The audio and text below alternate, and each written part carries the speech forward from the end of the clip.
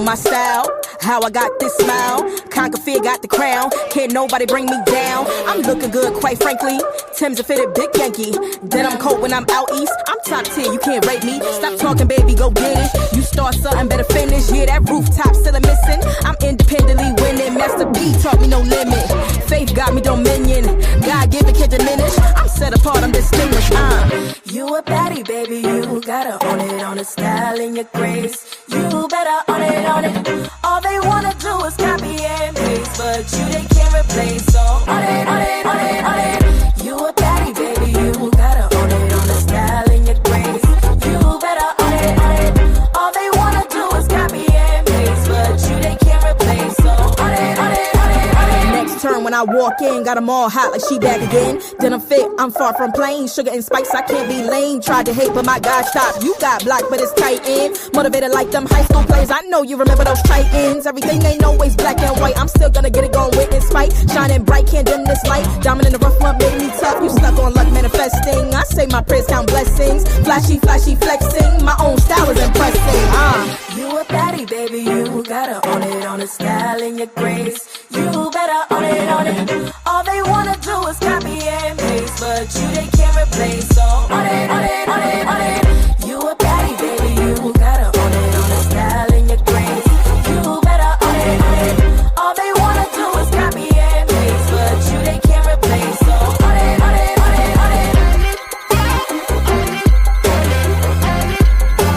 Pop them tags, pop them tags.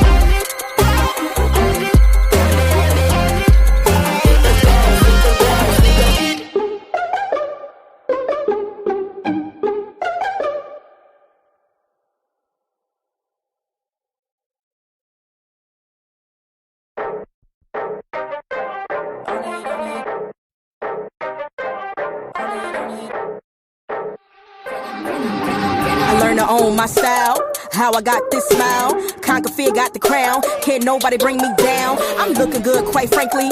Tim's a fitted big Yankee. Then I'm cold when I'm out east. I'm top tier, you can't rate me. Stop talking, baby, go get it. You start something, better finish. Yeah, that rooftop still a missing. I'm independently winning. Master B taught me no limit. Faith got me dominion. God given can't diminish. I'm set apart, I'm distinguished. You a baddie, baby, you gotta own it, on the style and your grace. You better own it. All they wanna do is copy and paste, but you they can't replace. So own it. You a baddie, baby, you gotta own it, on the style and your grace. You better own it. All they wanna do is copy and paste, but you they can't replace. So own it. Next turn when I walk in, got them all hot like she back again. Then I'm fit, I'm far from plain. Sugar and spice, I can't be lame. Tried to hate, but my God, stop. You got blocked, but it's tight in. Motivated like them high school plays. I know you remember those tight ends. Everything ain't always black and white. I'm still gonna get it going with in spite. Shining bright, can't dim this light. Diamond in the rough one made me tough. You stuck on luck manifesting. I say my prayers count blessings. Flashy, flashy flexing. My own style is impressing. You a baddie, baby, you gotta own it, on the style and your grace. You better own it. All they wanna do is copy and paste, but you they can't replace. So own it. You a baddie, baby, you gotta own it, on the style and your grace. You better own it. All they wanna do is copy and paste, but you they can't replace. So own it.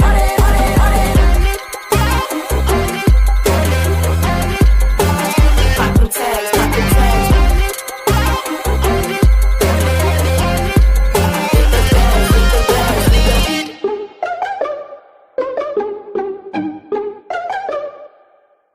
Got married. He finally is officially married to Dr. Carrie Turner. They got engaged. It was a big deal. They're saying she looks just like Giselle, but they're not saying Giselle is the person that's going to be a little bit in her feelings about this marriage. They're saying it's another reality TV star. There's a lot to this story. Let's talk about it. Did you guys know, or did you guys hear that back in the day, Pastor Jamal Bryant had a relationship with Basketball Wives star Malaysia Pargo? I did not know that.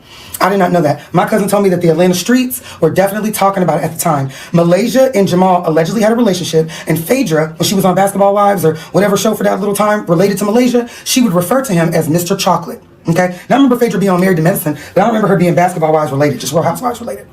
But she used to refer to him as the Mr. Chocolate in Malaysia's life, and the whole time it was Jamal Bryant. Now, if you go back to Lipstick Alley and some of those other blogs that really dig deep into the the streets tea. They know what's going on the undercover side. They are saying that Malaysia and him were together after she had her twins in a relationship with another man, and that they had actually gotten a house together. She got pregnant by him, and said house had gone into foreclosure. Now, when the house went into foreclosure, she ended up getting put out. He just stopped paying the bills once they broke up. I never heard about this tea. I never heard about this tea till right now. And they're telling me that she's probably somewhere shaking her boots because she never got down the aisle with the pastor. Now, the only public relationship I remember Jamal Bryant having was with the singer Tweet. He was with Tweet for a minute, and he always looked happy with Tweet. And y'all let me know down in the comments, wasn't he with Tweet for like a long time? Wasn't it like a 7-8 year situation? I don't want to call it 10, but it was like they were together for a huge chunk of time to the point where she was playing First Lady. And this was, I want to say, right before Giselle got on TV. And it's like when Giselle got on TV, they were already divorced, and he was in a public relationship with the singer Tweet. And they used to do interviews together, and he always looked very happy with her. So when he got with Dr. Carrie Turner, I was like, it's funny because she looks more like Giselle, but I was like, I think Tweet is technically like his type. But he went back to Dr. Carrie Turner, who is also in theology. She's also like a pastor. So in the end, Dr. Carrie Turner is the winner. Direction that we are going in, I desire a disciplined man, a man who don't gotta sleep with everything he sees.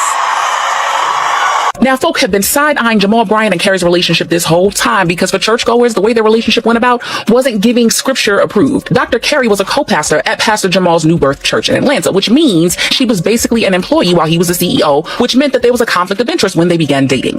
And what made it worse was that even though Jamal and Carrie were technically single when Tasha K outed them for being in a relationship, reports are saying that the two of them had been intimate for years while the pastor was still very much a married man. Yes, Dr. Carrie ain't the first wife. It's Giselle. In fact, it got to the point where it became an open secret in the church, and Carrie even started getting preferential treatment that left a sour taste in people's mouths. Pastor Jamal and Dr. Carrie didn't bother to clear the air, and they just kept pushing until they got married, and then reportedly tried to justify the relationship, talking about how they had to overcome obstacles to get where they are and the hope that they brought to people. Yeah. Old boy Bryant's wife was dressed like a $2, looking like a $2. Corey Holcomb brings up Jamal Bryant's wife's dress sparking a firestorm. Then Jamal defends it hard, admits he bought it, and Bishop Wooden's words turned the whole church image into a public mess. The said he bought her the dress. The internet went crazy about a dress my wife had on. The dress was flesh color.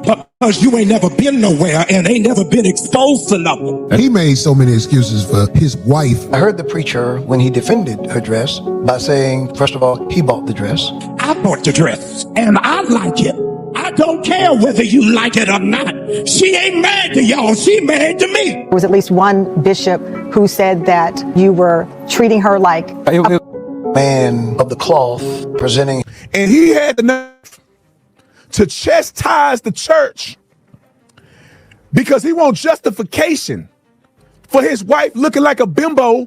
I don't know where they went.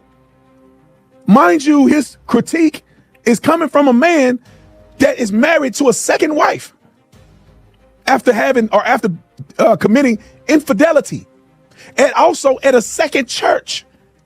He left Empowerment Temple, went over to New Birth, who was where he proceeded after Eddie Long, who was a prankster. He was a fraud person himself.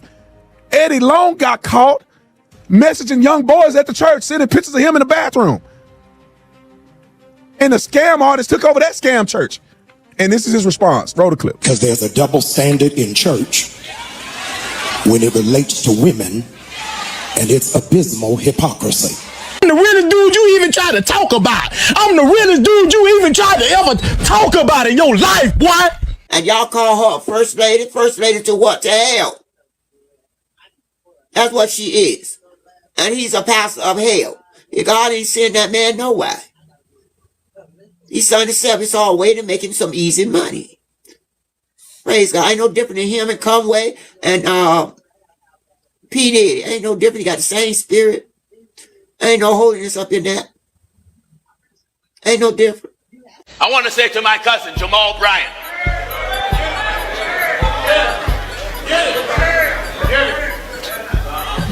He went to a homosexual church. He hang around these mega fellas, Jakes, the Dollars, the Olsteins. He took over Eddie Long's organization. They voted him in. First he said that he want the church to grow weed. He said the church got plenty of land. He want to grow weed. So if the pot smoker get the urge, they can come to him. My Lord. And he said because it's a multi-million-dollar industry. God is giving our women space. God's giving our women platform. But listen, when God give you a platform, don't go hoochie. All right. Don't go ratchet. Don't go street. If God give you a platform. It's a distraction. It's not about a dress. You got to understand spiritual warfare. It's not about a dress. It's a distraction. Did you have even a sliver of doubt before you walked out to go to the event about the dress and that it might create a stir? People have said, oh, you know, she knew it would get this reaction. My ego is not that big. They hate my pastor because he called out a false prophet. But the silly women and the church love that kind of behavior. Oh, he should leave that alone. But the woman looked like a hoe. That's right. And guess what? Here's what's obvious. Preaching has gone to shit. Oh my God. I'm so glad you're bringing this stuff. Oh my God. Shit, preaching is going to shit. I don't think it's just preaching. These pastors are making church a bad place, dog. Bro, really? Yeah. Why? Why not? They watch, they hate, then they copy.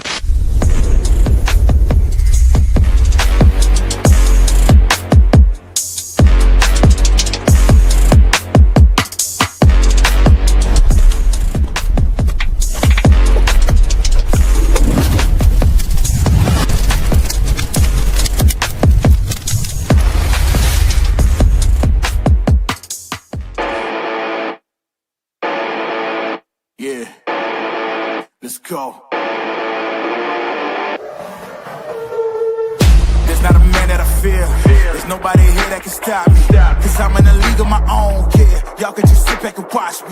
They know who I am, they can't imitate. Don't stay in your lane, I'ma set it straight. I'm building my way to the top. You get in my way, you know that I'ma renovate. You know I'm about to lock it. Like my mom said they was looking for just like the Loch Ness. They think they gon' knock me off the throne, they better stop it. They can never reach me where I'm at, I'm in a rocket. Carpet. In other words, you can't touch me. It's like I got the ball and it's rugby. And you won't see me when I'm coming through. You can't stop me, I'm running through. I'm untouchable, yeah. I'm untouchable, yeah. I'm untouchable, yeah. I'm untouchable, yeah. I'm untouchable, yeah. I'm untouchable, yeah. I'm untouchable, yeah. I'm untouchable, yeah. Feet fight both from. I'm the giant that they running from. Taking shots, I think they jumped the gun. If they go against me, then they done it. You cannot handle this. I don't think you can pay for the damages. I don't want it's gonna be a first place. You gon' need first aid. Think you need bandages. You know I'm about to lock it. Like my mom said they was looking for just like the Loch Ness. They think they gon' knock me off the throne, they better stop it. They can never reach me where I'm at. I'm in a rocket carpet. In other words, you can't touch me. It's like I got the ball and it's rugby. And you won't see me when I'm coming through. You can't stop me, I'm running through. I'm untouchable, yeah. I'm untouchable, yeah. I'm untouchable, yeah. I'm untouchable, yeah. I'm untouchable, yeah. I'm untouchable, yeah. I'm untouchable, yeah. I'm untouchable, yeah.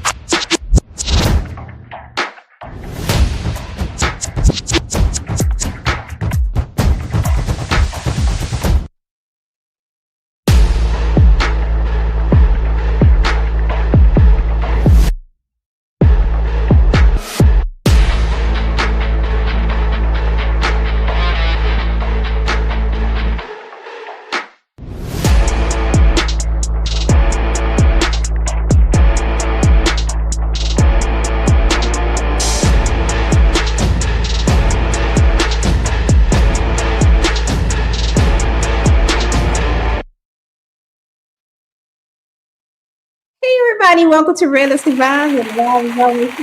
How y'all doing on tonight? Hey guys, what is going? Okay, y'all. I'm having issues tonight. Okay, my mouse does not want to work. I changed the battery. I changed the little hole thing that you put into the laptop, and it still won't work. So I don't know why it won't work. So I've been like playing with it and stuff, but it just won't work. So I don't know what's going on with my mouse, guys. So you guys gonna have to help me out with the mouse thing. Anybody know what else can be wrong with my mouse? Because I don't know. I don't know what else can be wrong with the mouse. But in the meantime, in between time, how y'all doing on tonight?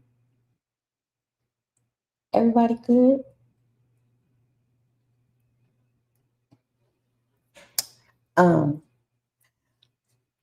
It is a new mouse. I literally just bought this like maybe 2 months ago. It is a new mouse. So I don't know. I don't know why. Yeah. So if I'm taking a long time bringing up the clips and stuff and clicking things, it's my mouse, y'all. It's the mouse. Yes, it's a wireless thing, but it has like the little tiny thing that you put inside. I'm over it, y'all. I'm over it. Look, I put the link in the chat. The link is at the top too. Anybody want to come up and help me react to this shenanigans from last night on the ladies' first show? Yeah. So I know it's a lot going on in the YouTube streets right now. So I understand everybody's a little preoccupied, and I have to do a little catching up and stuff. So I don't even know what's going on. So, how many of you guys saw the ladies' first show last night? Okay. You said the USB uninstall and reinstall it. Well, I didn't have to. Well, all I did was plug it in. Okay, let me see. So I have this. This is the thing. See this? This is the thing that I put that goes to the mouse, and I put it in here. And this part goes into, I have a Mac, so this part goes into the Mac, but it doesn't, it's not working. What's going on? And I have 2 of these, so I tried each one, and it's not working. And it was working just fine 3 minutes ago, like when I was downstairs. But it's some reason it's not picking it up or something like that. But anyway, so you guys saw the clips that I put out with Mr. Jamal Bryant. He's an interesting character. Yes. So, what do you guys think about the conversation at hand about this infamous dress? This infamous dress. Let me see if I can. I'm trying to maneuver my mouse, y'all. Oh, this is so annoying, y'all.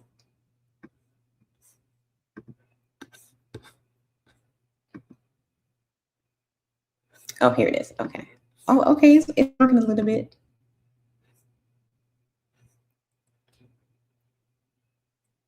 It's working a little bit. So, so y'all saw all the little tea I spilled on on Mr. Jamal Bryant before I opened up the show. So y'all seen the dress, right? Y'all seen the dress. Y'all seen the dress. Y'all seen the dress, right? And him, coming at everybody for their opinions on the dress and everything. which is very interesting. I found it interesting of some of the things that I've seen. Of course, you had more of the women's, but like, I don't see nothing wrong with the dress. I don't, and it was more or less the women that are kind of about that life. It was kind of agreeing with the dress, but then you had I'm trying to maneuver this mouse, y'all. I'm sorry. A lot of more religious women or more spiritual women were, condemning the dress. So it's been an interesting couple of weeks. So I put a poll on the community tab and asking everybody, do y'all believe that this was a clout chase? Now I'm gonna ask the chat. Do y'all believe that this was a clout chase to keep them relevant? Like, do y'all think that they knew that they were going to get this type of response? That is so ghetto right there. I drink a lot of water, okay? and I kind of mentioned that on Fatty's show yesterday, because I know a lot about Mr. Bryant and his antics that he did in Baltimore, and this is like right up his alley. You know what I mean? To stay relevant, or could it be that they thought that they were going to get a good response from the dress, and it just turned out to be the bad response? What do you guys think? So go to the community poll and vote. I want to see what you guys have to say. So let me get the housekeeping now, because then I'm going to go. The link is in the chat. I can't do, my mouse is messing up, so I'm going to have to do Command V to post the link. The link is in the chat. Come up if you want to go through these. Let's get the housekeeping out the way, right? Okay. And y'all know what the goals are.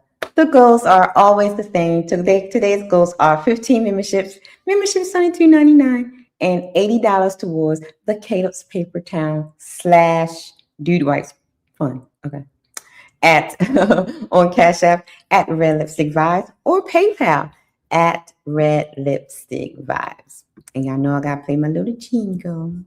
You fell in love with my avatar, that's sweet. Now fall into my Cash App at Red Lipstick Vibes. Legs, I don't walk. I roll into rooms and shut them down. Don't forget to support the Paper Towel Fund on Cash App, Red Lipstick Vibes. Okay, y'all heard Mr. Caleb, okay. Y'all heard Mr. Caleb. Let me see what y'all said in the chat. Let me see. Mixed Chick says, I think Jamal is all about clout on every level. Yes, I totally agree. I totally agree. Eugene says that one bishop and his wife didn't see anything wrong with it. What bishop that didn't see anything wrong with it? I don't know. Okay. Well, let's get started. No. So this is the latest first show on Teen Fatties. I don't like this layout. I don't like that one either. I don't like this one either. Do I like this one? I like this one better. Okay. So this is Teen Fatties' ladies' first show on yesterday. And it became interesting. There were some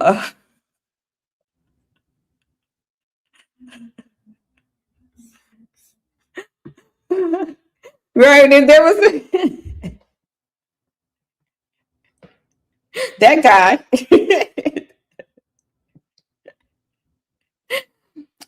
guy was interesting. You know what? And I seen him somewhere. I'm trying to think where I seen him at. Where did I see him? I think I seen him on somebody else's piano or something. So I'm just trying to figure out where I seen him at. But anyway, let's go. Let's see what happens. Can y'all see this? Do y'all want me to make it bigger? I can make it bigger for y'all. I can go, I can do it this way so you guys can see. Is this better for you guys? So y'all can see it? Y'all like this better? Okay, let's go. So, oh, this is good. Okay. So let's get into it. So I don't have, we're not going to do the whole thing, but here are some of the parts that I thought was very, very interesting. Okay, let's go, guys. Here we go. Like, I'm tired of y'all Christian people, to be honest. So y'all are in. Let me tell y'all something. Fatty is over y'all.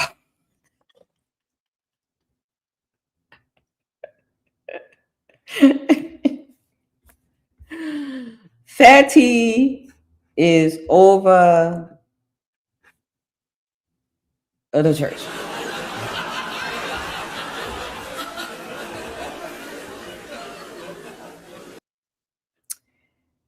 He is tired of the Christian women's that keeps coming up on the panels and be Christian women's, and they just be showing themselves up every time. And this stream is not going to be any different. It's going to get interesting, y'all. So buckle up. Here we go. Embarrassment. And when I say y'all, I don't like to do the y'all thing, but for people that literally like to rub the cross in everybody's face, if even the leaders are behaving like this, and the first thing he does is come in on the pulpit talking about fat people and men that don't button their shirt and shit, like the lack of accountability is disgraceful. You are going to talk about everything but your woman asshole. Like that we're talking about her, and we're talking about you too. In my opinion, he's like, you know, when women sometimes do he's the leader, so it's his fault. This one is 100% on him. 1,000. Oh, you buy her this dress? You are so dumb that you don't see what people are going to say. Like, the lack of awareness is just monumentally terrible for somebody that literally has a manual of instruction of how to move. It's like, I get the IKEA manual and this piece A fits on piece B, but because I'm trying to stunt and I'm trying to look good and I'm going to trying to reinvent the wheel. No, you guys are too old to be behaving like 21-year-olds. Like, this is just ridiculous at this point, right? So. And I totally agree with Freddie is right on point. It's ridiculous. And like I said earlier, and I think a few people alluded to you on the show yesterday, like, it doesn't, like, why he thought that this was going to be a good idea. Now, because he goes back and say, I brought the dress. And what part of, you know, your morality and your spirituality, you're a whole pastor and you know better. You know better. You know that presentation and image is very, very important when you are in a place of power. And let's be honest, y'all, pastors and bishops and apostles are in a powerful position. If you disagree with that, you're delusional. Because especially in the Black community, pastors, bishops, and apostles pretty much control a lot of the women in the Black community, especially single women. Because I can honestly say that maybe 80 to 90% of women in the Black community, maybe in some type of religion, and most likely Christianity, because everybody go to church, baby. And these men of God, are the ones that are running is running things. They're running the household, even in marriages and stuff. And I've seen this happen a lot, you know, where not necessarily serving God, but serving church, serving the pastor has literally ruined marriages. Because 9 times out of 10, the wife allows the pastor to lead her and not her husband. Okay. So don't think these men don't have power. Yes, they do. And, you know, when it comes to, again, with the ladies, you know, men of power is attractive, right? That's another reason why the church is full of women. And don't let that pastor be fine, baby. Okay, child, you'll have like 95% women in that church because everybody want to be the first lady or the side chick. Okay, well, let's continue. So I think it's a level of overreaction over the dress because of that kind of that's not see-through. People kind of were going with the see-through shit. We have to be honest, that's not see-through. But the fact that you don't just come on and says, you know what, lapse of judgment. We shouldn't have actually done that. I shouldn't bought her a dress. She shouldn't wear it. We're going to do better and pray for whatever. No, is the fighting back when you are clearly wrong and the pride and all that. Isn't that the scene too? The like be prideful about shit instead of just assuming, hey, no, you did something wrong. On the eyes of the institution and the religion that you say you represent, apologize.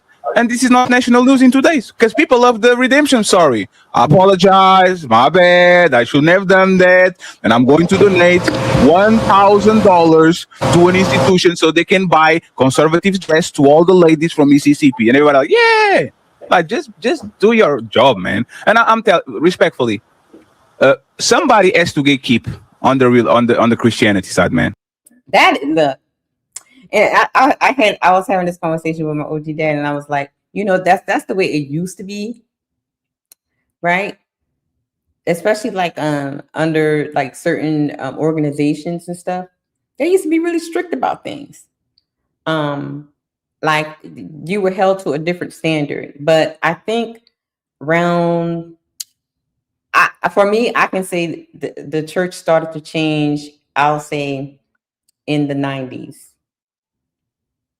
Like the early 90s when the message started to be the prosperity preaching thing.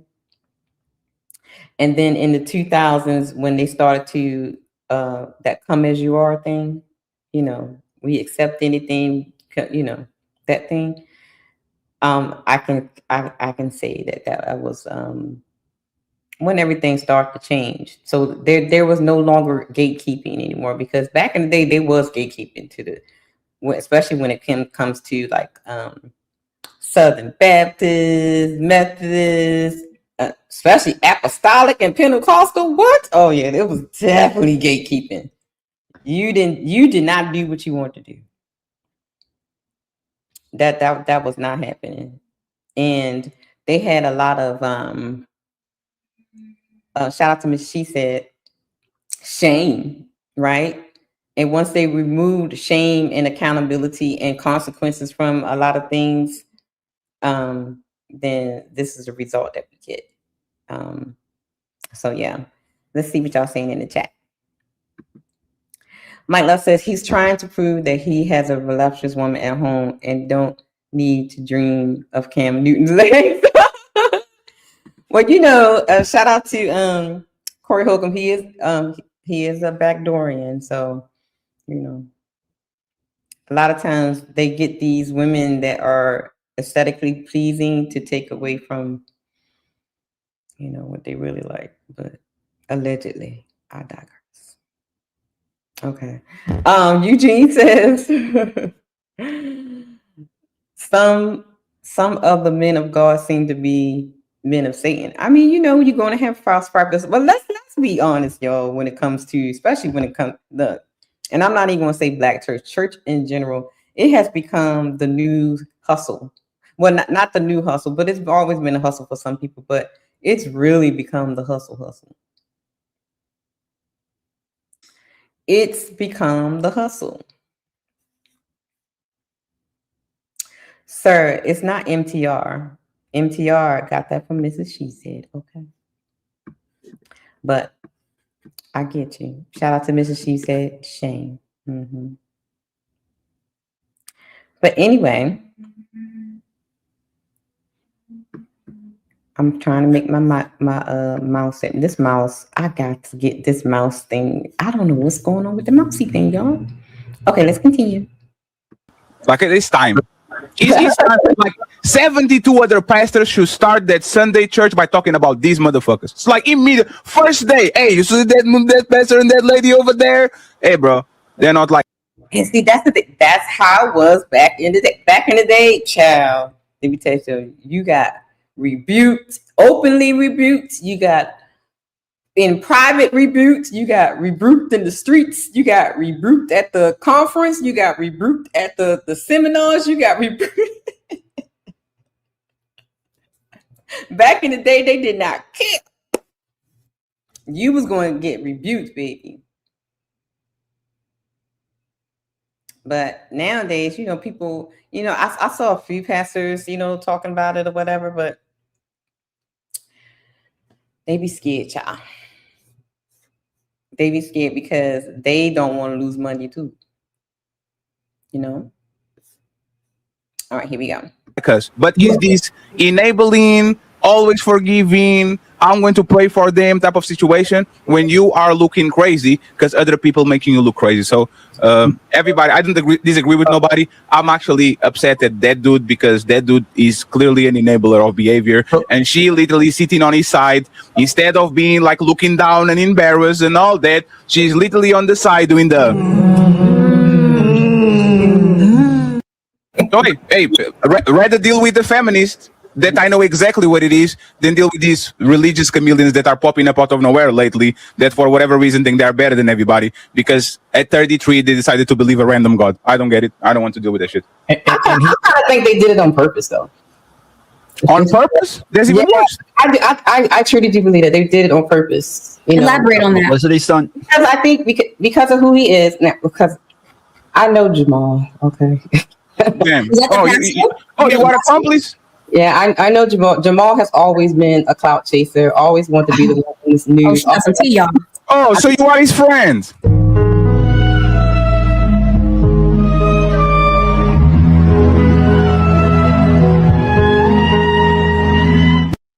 I am not his friend. I'm from the same city he's from. I've been to the same university he's from. So I know all the people. I know his family. I know, yeah. And it's so ironic that his cousin is Gito Jennings, and he teaches the total opposite of what his cousin does. You know what I mean? Yeah. But Jamal has always been, I want to be in the spotlight no matter what type person.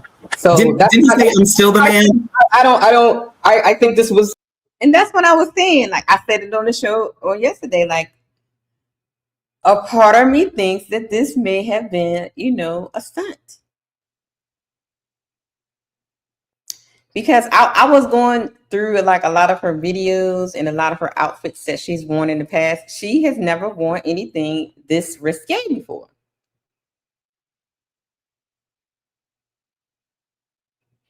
And I'm thinking after the whole Cheyenne Bryant thing and somebody else came out with a risky dress and recently, and now all of a sudden you coming out. So I'm kind of side-eyeing like this could be one of those, stunts. What y'all think? That this can be like just a clout chase because he is relevant. He's keeping himself relevant, right? He's being on all these talk shows. All the churches are talking about him. All the bloggers are talking about him. The spotlight is on him. And now that he has a podcast, right? If y'all didn't know, he has a podcast now too. So this could be a ploy to, get some traction. Hill Jenny said they both have a podcast. I didn't know that. I know that he has one. I didn't know she has one too. Okay. Because what you need a podcast. Oh, that's what I said. What? Look. Because he likes to be in the spotlight. You say scroll up. My mouse was acting up, child. I'm trying to get together. He likes to be in the spotlight. Like, aren't you? And see, and this is what I was talking about earlier. How things have changed in the church, right? Because I'm thinking, so you're running a podcast, you're doing this and that. So when are you finding time to study and seek God, fasting, praying, seeking God's face for a message for the church, for the people that you're supposed to be leading? See, that's why I was like, look,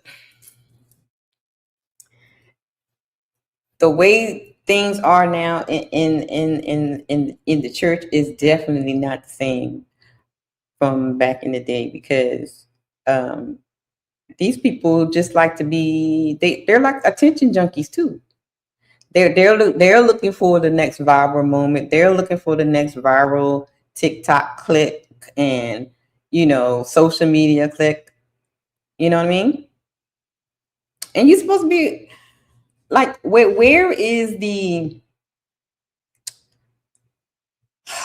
I wish I had where's Sir Hill or Bolo, so that they can it's all ratchet, man. Okay, let's go. It's just ratchet on purpose to keep him relevant, keep him in the news. She wore the dress, kind of like competing with the Bryant lady, what's the name, the Cheyenne lady, and all the. I just think it was done on purpose because Giselle. Everybody talking about him, preaching about him. He's on every talk show now, so I think it's a clout chase. And he'd be wrong for doing that as well too. But he also has 3 baby mamas. He might have 5 baby mamas. 2 of them they don't really know about. Actually, he has 4, and one he's not paying child support for. Damn, right? he has an ex-wife. He has an ex-wife that he was cheating. And look, guys, I know, like, I think where was I? I think I was on the show with Mix and Leosha last week, and I said, go look at the or some. I was somewhere. Maybe I was on Blueprint. I don't know. And I said, go look at his first wife, Giselle, right? And then look at the new wife. They look like they can be sisters. So it's like I was like, you just went and got another Giselle with that thing. Because they look just alike. So it's interesting. This man is something. Okay, here we go. He has his first daughter was from a church member. So and his kids said he's not in their lives. Wait. So these men, like, this man got all kinds of things. First, he is like going back and forth in court with another outside baby he is not paying child support for. Then the kids that he has with Giselle is saying that he's not in their life. Then allegedly he has another baby out there that he is not, claiming, naming, and all that kind of stuff.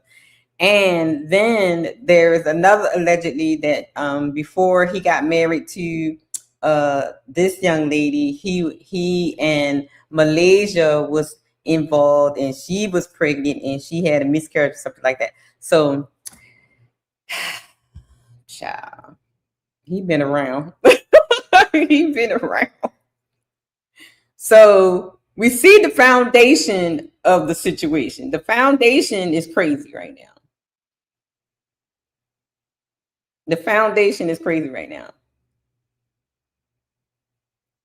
And, if you go back to the beginning, I shared a little clip, and that kind of, will open your eyes that, they both belong together because they both are shady people. But anyway, here we go. He's a PP. Like he's a. Hey, Pat, he did it before high school though. Hey, don't talk about my boy Rick like that. So he's a Pastor Pookie, kind of. That's Yes. what it is. Very much so. Andy, The person with the air conditioning, they can just turn on the noise reduction. Yeah, I'll make sure when they come back. The problem is that her camera is literally going black every time she pulls up, so I don't know what's going on. Okay. But so that's the thing, right? If this person has this, and we talk about it on this place on the couple of weeks, right? Certain coaches, Bruiser, that have interesting talking points, and I'm going to say it, right? Fatty, I caught that. You just snuck that in there so fast. You see it? I started laughing because I caught what he did. And shouts out to Fatty because I gotta go back and watch because I know he is doing his little expose on Bruiser. So I got to go back and watch Bruiser, honey, because they just doing some things over there. He try to be slick. Here we go. Because Bruiser was defending the way that this woman dresses on the other panel on Lapif. And I know what it is, right? And I'm going to say it. This is Fatty. This is not nobody. It's because this woman dresses just like this or worse. Right? And this is what y'all do. Y'all put these people on these pedestals, right? You choose these pastors, you choose these dating coaches, you choose these people that can't even control that household, let their woman dress any kind of way, don't take care of their kids according to what Lucky and Ali is saying, cheating, all this shit. And just because they have a little bit of clout and they're good with words, you go ahead and you do what you need to do. Like, I don't get how much of a cheap you have to be to follow these people. And my answer is this. You're probably just like them. That's why you like it. I'm still waiting on everybody to slide for Jesus, right? Ain't nobody slid for Jesus yet. To dress like a hoe. If the pastor doesn't take care of his kids, now you have an excuse to not take care. I'm just saying. With all of y'all supposed to be sliding for Jesus, not sliding for the pastor. And putting these people up on a pedestal. And see, and there goes one of the problems in the church as well, right? What happens is, instead of people going for spiritual reasons, a better connection to God, or healing or whatever, the emotions or soul or whatever you want to go to church for, right? What happens is they tend to make the pastor their God, right? They tend to, like Fatty was saying on this clip, put the pastor on a pedestal. And there's nothing wrong with respecting, but people take it to a different level,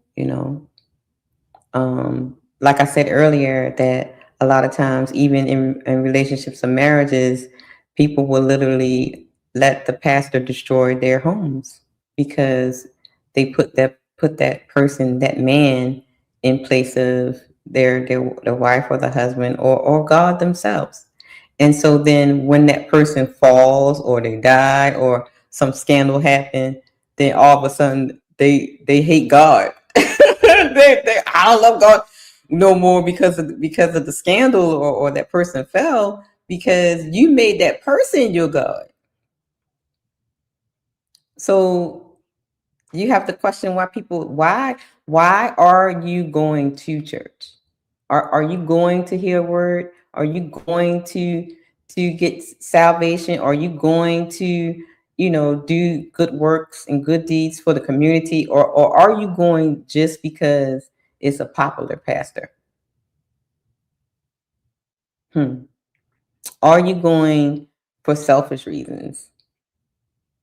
Are you going because this is the popular pastor that's be on TikTok? La la la la la la. I'm going to that church.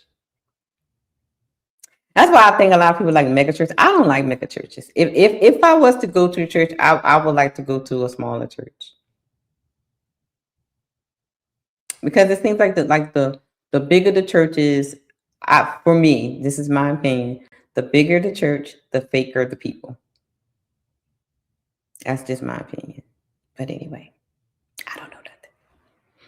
Let's see what you got going on in the chat before I hit the button. We got He literally said, yep. Eugene said, or perhaps to get it sent. Very, very true. Yes. Eugene said, I noticed that there are times where people look at her. They do. And this is where they get, Sis said, sorry, I'm late. Maddie offered me all shots. Maddie, I need my toes done too. Okay. Lucky is in the house. Hey, Lucky. The link is in the chat if you want to come in. So that's where, right, a lot of performative folks, exactly. A lot. And Leisha says, me either. My church is big in size, but we aren't mega at all, right? Yeah, I just don't like all the.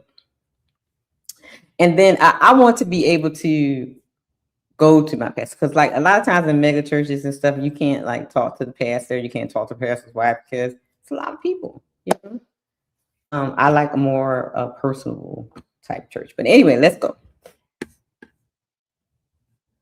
Of his kids, if the pastor has 3 side bitches and like this is all a big circle jerk. You you scratch my back and I scratch your back. Nobody judge nobody. We pretend we're better than the people outside of the church and we're good to go. This is once again disgusting. And for the people that are going to clip it and send it to that motherfucker, tell me I'm lying and I'll do a whole show about it. Okay? I'm not playing with y'all at this point. I'm not playing with nobody.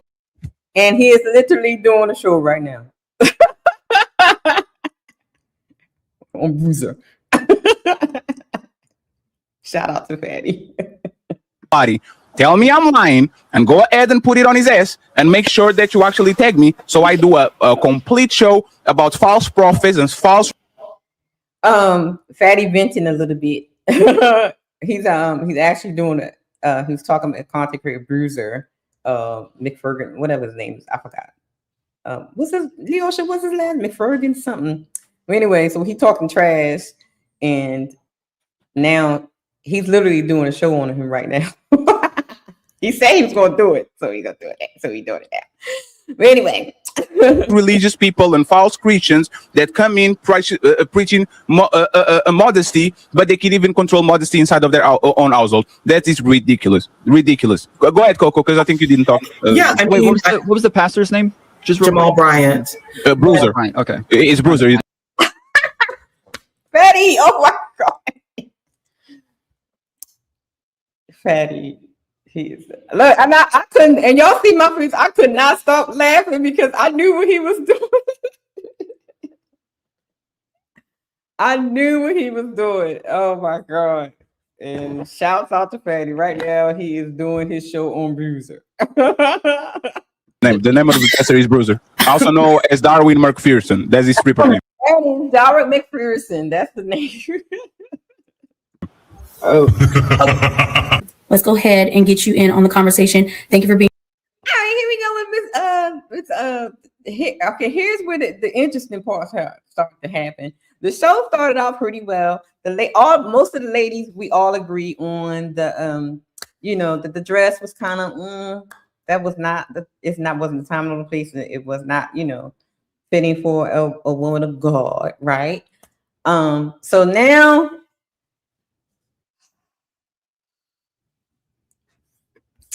Eugene said it. So now here we go. And before you go, I need y'all to get ready. We love that liquor, love that liquor, love that liquor, baby. What they say, Patron make you do wrong. Henny make them spin that penny. Paul make your ass fall. Casamigo have you spinning. Bitch, spinning. Bitch, spinning. Bitch, have your head spinning back. Y'all ready?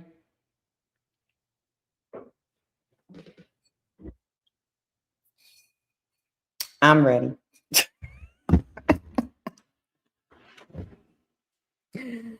Let me change the screen so y'all can get the full perspective. on what's about to take transpire. Okay. Here we go. Patient. So do you feel like the discussion around the modesty, is it control disguised as religion? You're muted. Can you hear me now? Yes. Okay, got you. Honestly, I think that the backlash was a little bit of control. I think sometimes in religion, when we talk about Christians, sometimes it does come off like we do want to control how people do what it is that they do. Do I think that the concern was valid? Absolutely. It's exactly what we just talked about in the beginning. Again, when we're in these different positions, we have to be held to a certain standard. I can't go out here and do what everybody else is doing if I got 164,000 people watching me, because 164,000 people are using me as a mentor. They're seeing me as a woman of God. These men are looking up to me if I'm speaking life into them. They don't want to see me speaking life into them with nothing on. So I agree. Again, y'all, I think the dress was cute, right? Again, we as women, we all have those moments. We want to be sexy, but there is a time and a place for that. And there is something that is called a union, a marriage, or a covenant of God, where that is allowed. But in this instance, I do agree with all of you. And I do even agree with your guy that y'all was going against in the beginning. I think he was on the spectrum of what we were saying, but I think he was saying it in a different way. Again, even me being who I am, I've posted pictures of me maybe where maybe my shirt was a little bit down and I've seen somebody say something about cleavage, and I don't dress like that. But you want to know what I did? I went back and I deleted the picture, because what I don't want is people lusting after me. I don't want your man lusting after me, and I'm over here and I'm encouraging you and I'm encouraging the men, and then you're looking at me a certain type of way. That's not what this platform is created for. And in this instance, Oh boy. Oh boy. Now Fatty has his chameleon alert on. His little chameleon antennas has been activated.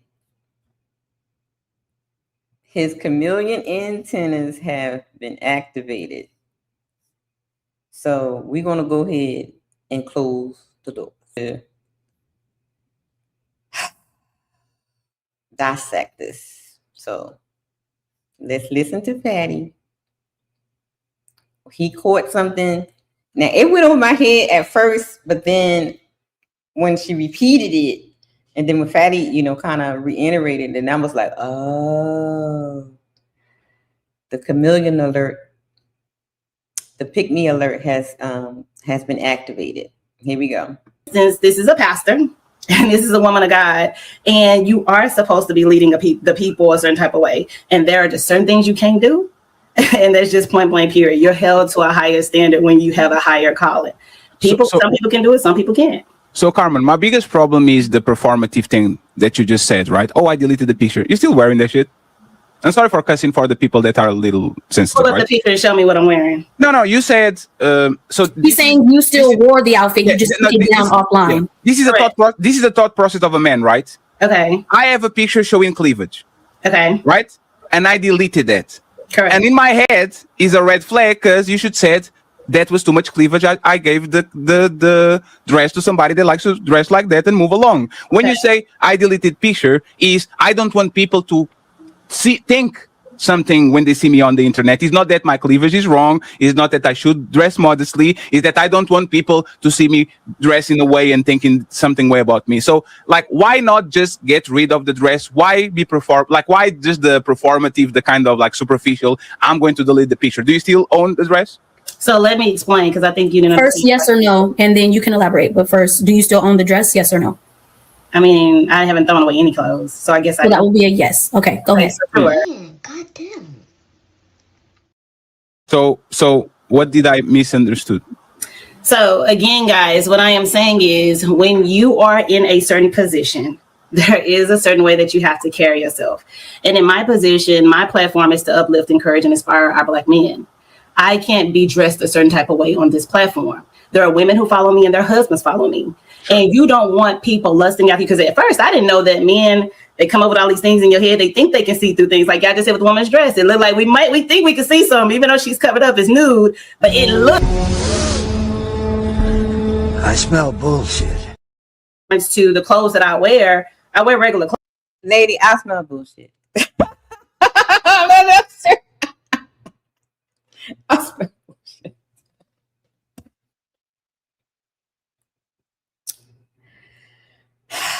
I smell bullshit because if you've been on this platform, so you say, for all this time, and you're just now realizing that because you have men on the platform, you shouldn't wear things. And when you tried the dress on or the shirt or whatever it is, you already knew that it was revealing. When you brought it, you knew what you looked like in it. You already knew.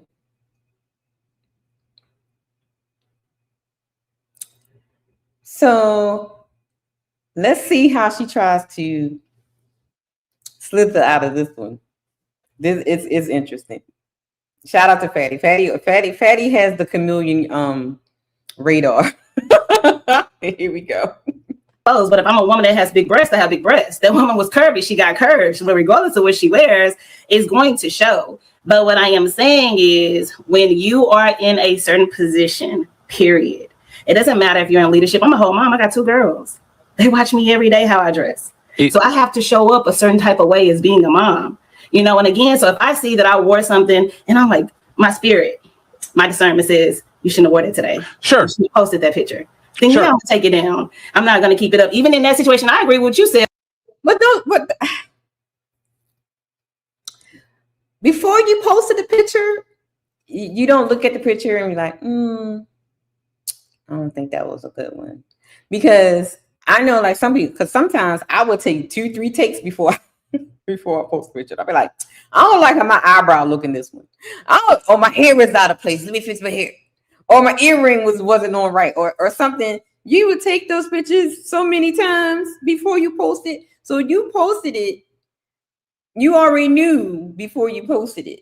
Because 9 times out of 10, especially with us ladies, we gonna review that picture over and over. We're gonna take another take, and we're gonna do another take and another take and another take before we post anything. I mean, am I right? We do that, right? We do that. So yeah, she gonna let's see how she gonna slither. All right, come on, lady. About the lady when you said she should have just did an apology and said, you know what, my bad, y'all. That was a little too much. I should have never. I thought that would have been dope. Carmen, that's great, right? But let's do this, right? Let's do this. For example, there's a structure in your home, right? Like, are you still with the father of the kids? I'm a widow. You are a widow. See, on this situation, we can understand that the structure was broken. So we understand that the widow as a certain type of, she's going to move a certain type of way, and you can hold the widow to the same standard you will hold a woman that was divorced 3 times. You see what I'm saying? Or is a 3-time baby mama? There's some rules and regulations usually for how woman and man should dress. And if you saw me dressing like a very flamboyant rainbow person, right? And I posted the picture, my answer is saying, oh, I know this picture looks a little bit rainbow, but I deleted it. No, throw the whole feet away. Just put it on the grass and burn it. You see what I'm saying? There will be a curvy woman, baby. I'm fine, so it doesn't matter what shirt I wear. I wear this shirt. No. You're gonna be able to tell. See, but that's throw everything in my closet away. No. Hold on, let him finish. No. I love it when they do that. I'm a curvy woman, child. And everything I wear is going to grow. Yeah, and that is absolutely true. I mean, I got to do the body too. However, we as women, we know what fits our bodies and appropriately, and things are overly sexy or things are too tight. We know when something is plunging, when it's showing too much cleavage. We know, when you put your credit card in the little thingy at the register when you pay for it, or when you order it online, you know automatically. You know exactly how that dress gonna fit. You know exactly how that shirt's gonna fit. You know, because you know your body. And what I see a lot of times is people they like certain things, like say if like you're going through like the catalog or whatever, and you know, you see a dress and say if like your size is like a 2X, but they only have medium.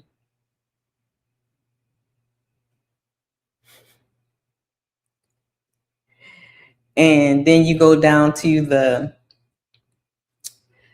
you know, the description of it and see like the specs and see if it has like a lot of spandex in it. Because in the back of your mind, you thinking because it's stretchy.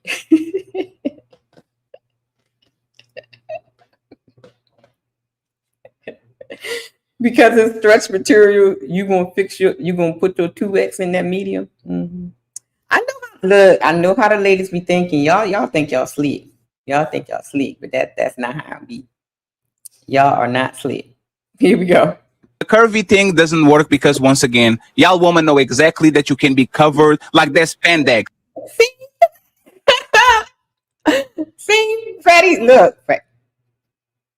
Yeah, Freddie, there you go. There's leggings. There's just because you are a curvy woman. If you dress wear some leggings, you know what is showing. It's not you about being curvy. Even skinny women wear leggings. The thing is, women even cover up. They find loopholes to actually show their shit. It's like the gray pants is I'm covered, but look at the print. Right? We kind of know what it is. Like we know it. There's a bunch of men on Instagram right now using the loophole. I'm not showing my stuff, but I'm kind of showing my stuff. So, like I said, it's the performative thing. Why be in the middle and not actually go all the way? If you don't want your image to be that on a social media, why do you want people in real life to see you dressed like that? Like, why would that be? My image looks amazing on social media, but I didn't say it doesn't. Social media and outside of social media. No, Carmen, you said it. Carmen, so I'm sorry for interrupting you. You said. Do you follow me, Daddy?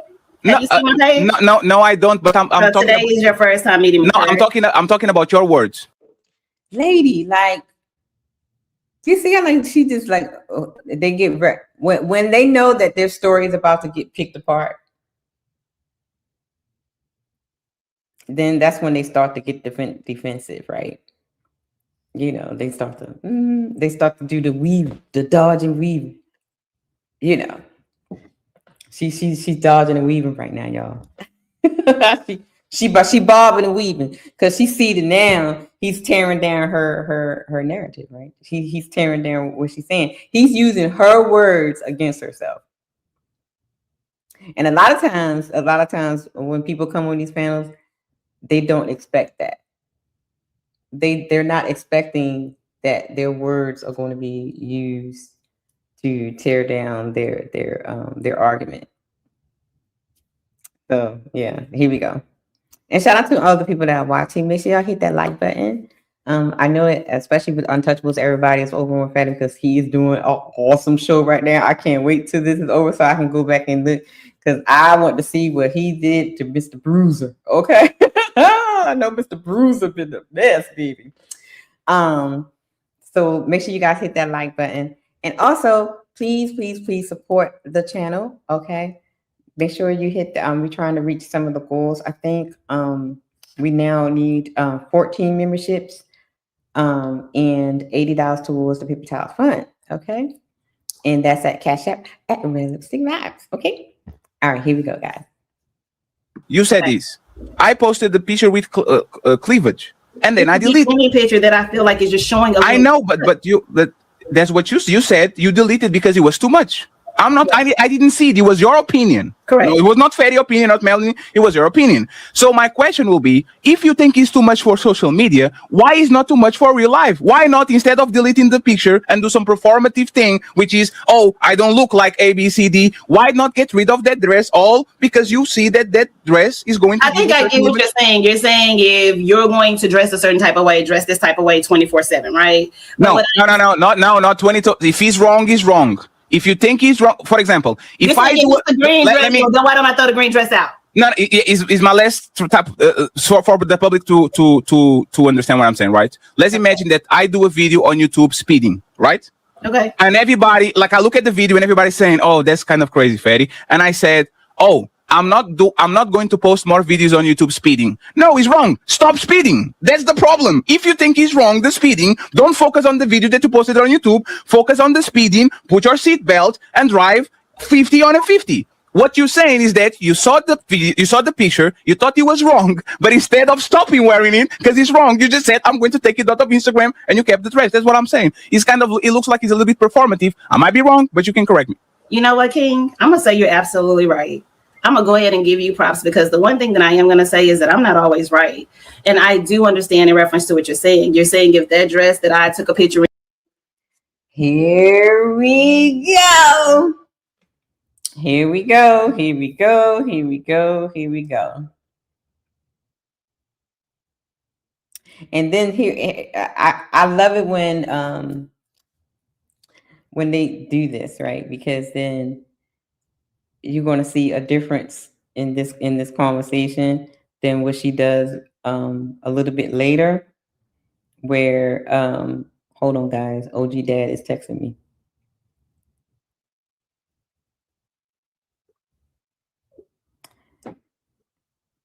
I'm like, I'm doing productions, Daddy. I'm doing productions. Okay. The performative chameleon, and here is an example of what a pick-me would do. Okay. So it's very interesting. Here we go. So Fatty is now picked apart some of her argument. So let's see how she's gonna. You know what, King? You know, since I'm all about submissions. You know, I'm all about submissions, and I'm all about being a feminine woman. And you are so right. I should have burnt that dress. I should have burnt that dress. And matter of fact, when I get home, when I get off this podcast, King, I'm going to burn that dress just because you pointed out my flaws. And I understand. And because I am a Proverbs 31 woman, and I'm all about uplifting the kings, I'm going to find that green dress in my closet. I'm not even going to give it away to the Salvation Army. I'm going to burn it like the fire and brimstone. You keep lying like anybody's like, you guys keep lying and lying and lying and lying and lying. Okay. Here we go. In that day, I felt that it wasn't fitting for social media. I shouldn't probably wear it to the grocery store, to HEB, to Walmart. And you know what? As a king and as a man and as a leader, I'm going to be that. Now look at this clown at the bar.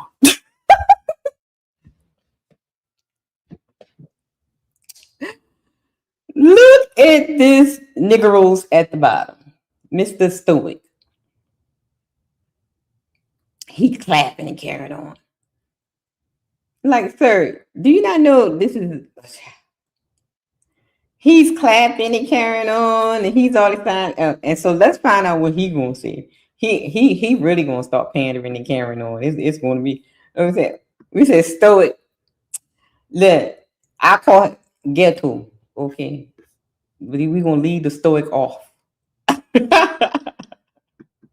We just going to say Mr. Ghetto. He's down there all clapping and carrying on. Yes, preach, queen.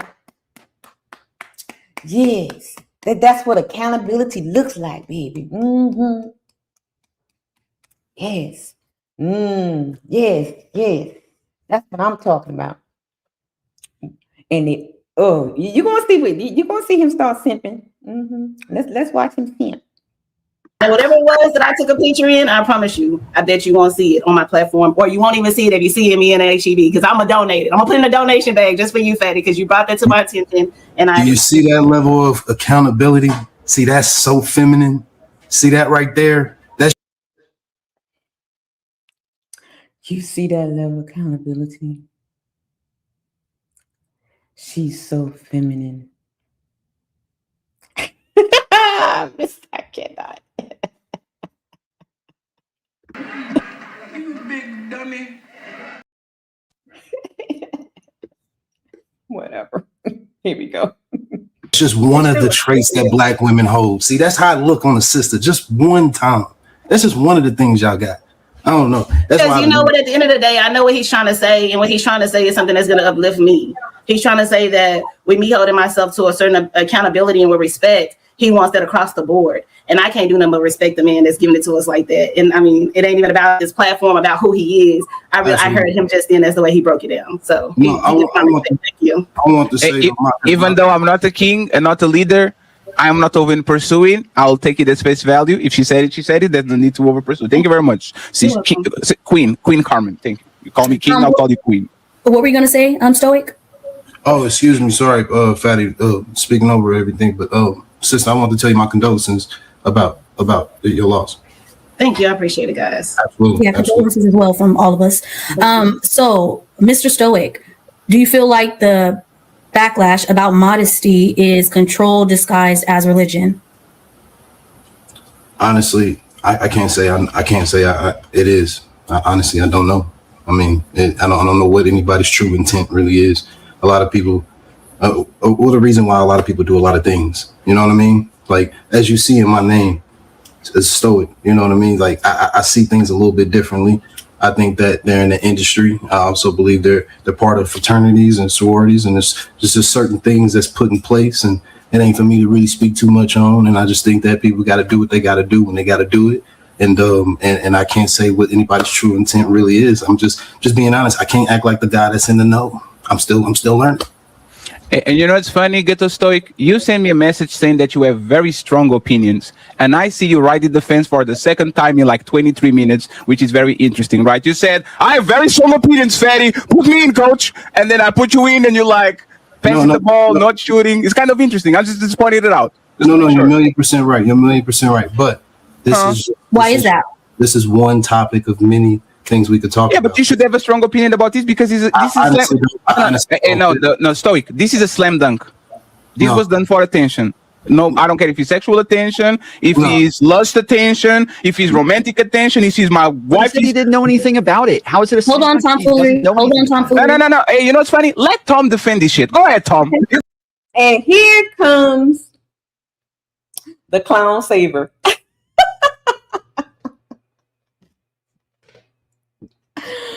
Here comes the clown saver. He's like, oh no, let me put on my cape because I need to save him because Fatty's about to go in on him. Who are these niggas? I cried laughing when I read it. You know what I'm saying? like, we need to stay away from these niggas. I need to save him. So he's gonna put on his cape now. He's gonna try to save him now. Let's see. You got this. I love you. Hey, Mel, let Tom defend this. Go ahead, Tom. You got it. If he doesn't know anything about it, then how is he supposed to say? We're talking about the backlash right now. The question is about the backlash. If he doesn't know what the backlash is. No, Tom, that was not the question. The question is, Mel, can you repeat the question again? So we can make sure. Yes, the backlash about modesty. Is it control disguised as religion?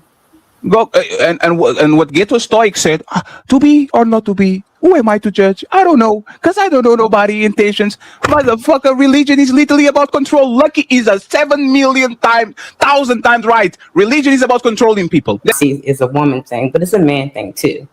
Modesty is just so here is the part of so we kind of skipped through one, and so then we get into the part where we're talking about modesty a little bit. So I'm just explaining my point of view is like, first of all, modesty isn't, because every time we hear the word modesty, we only think about women, but there's rules for men too on how they should dress and carry themselves as well.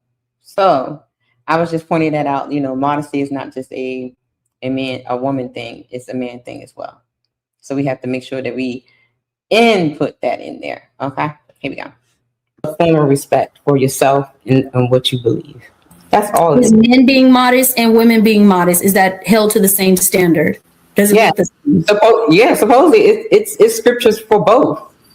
Right. Modesty is only respecting yourself, respecting your calling, respecting your beliefs, respecting, if you are depending on what type of religion you are, it's all about respect and honor, right?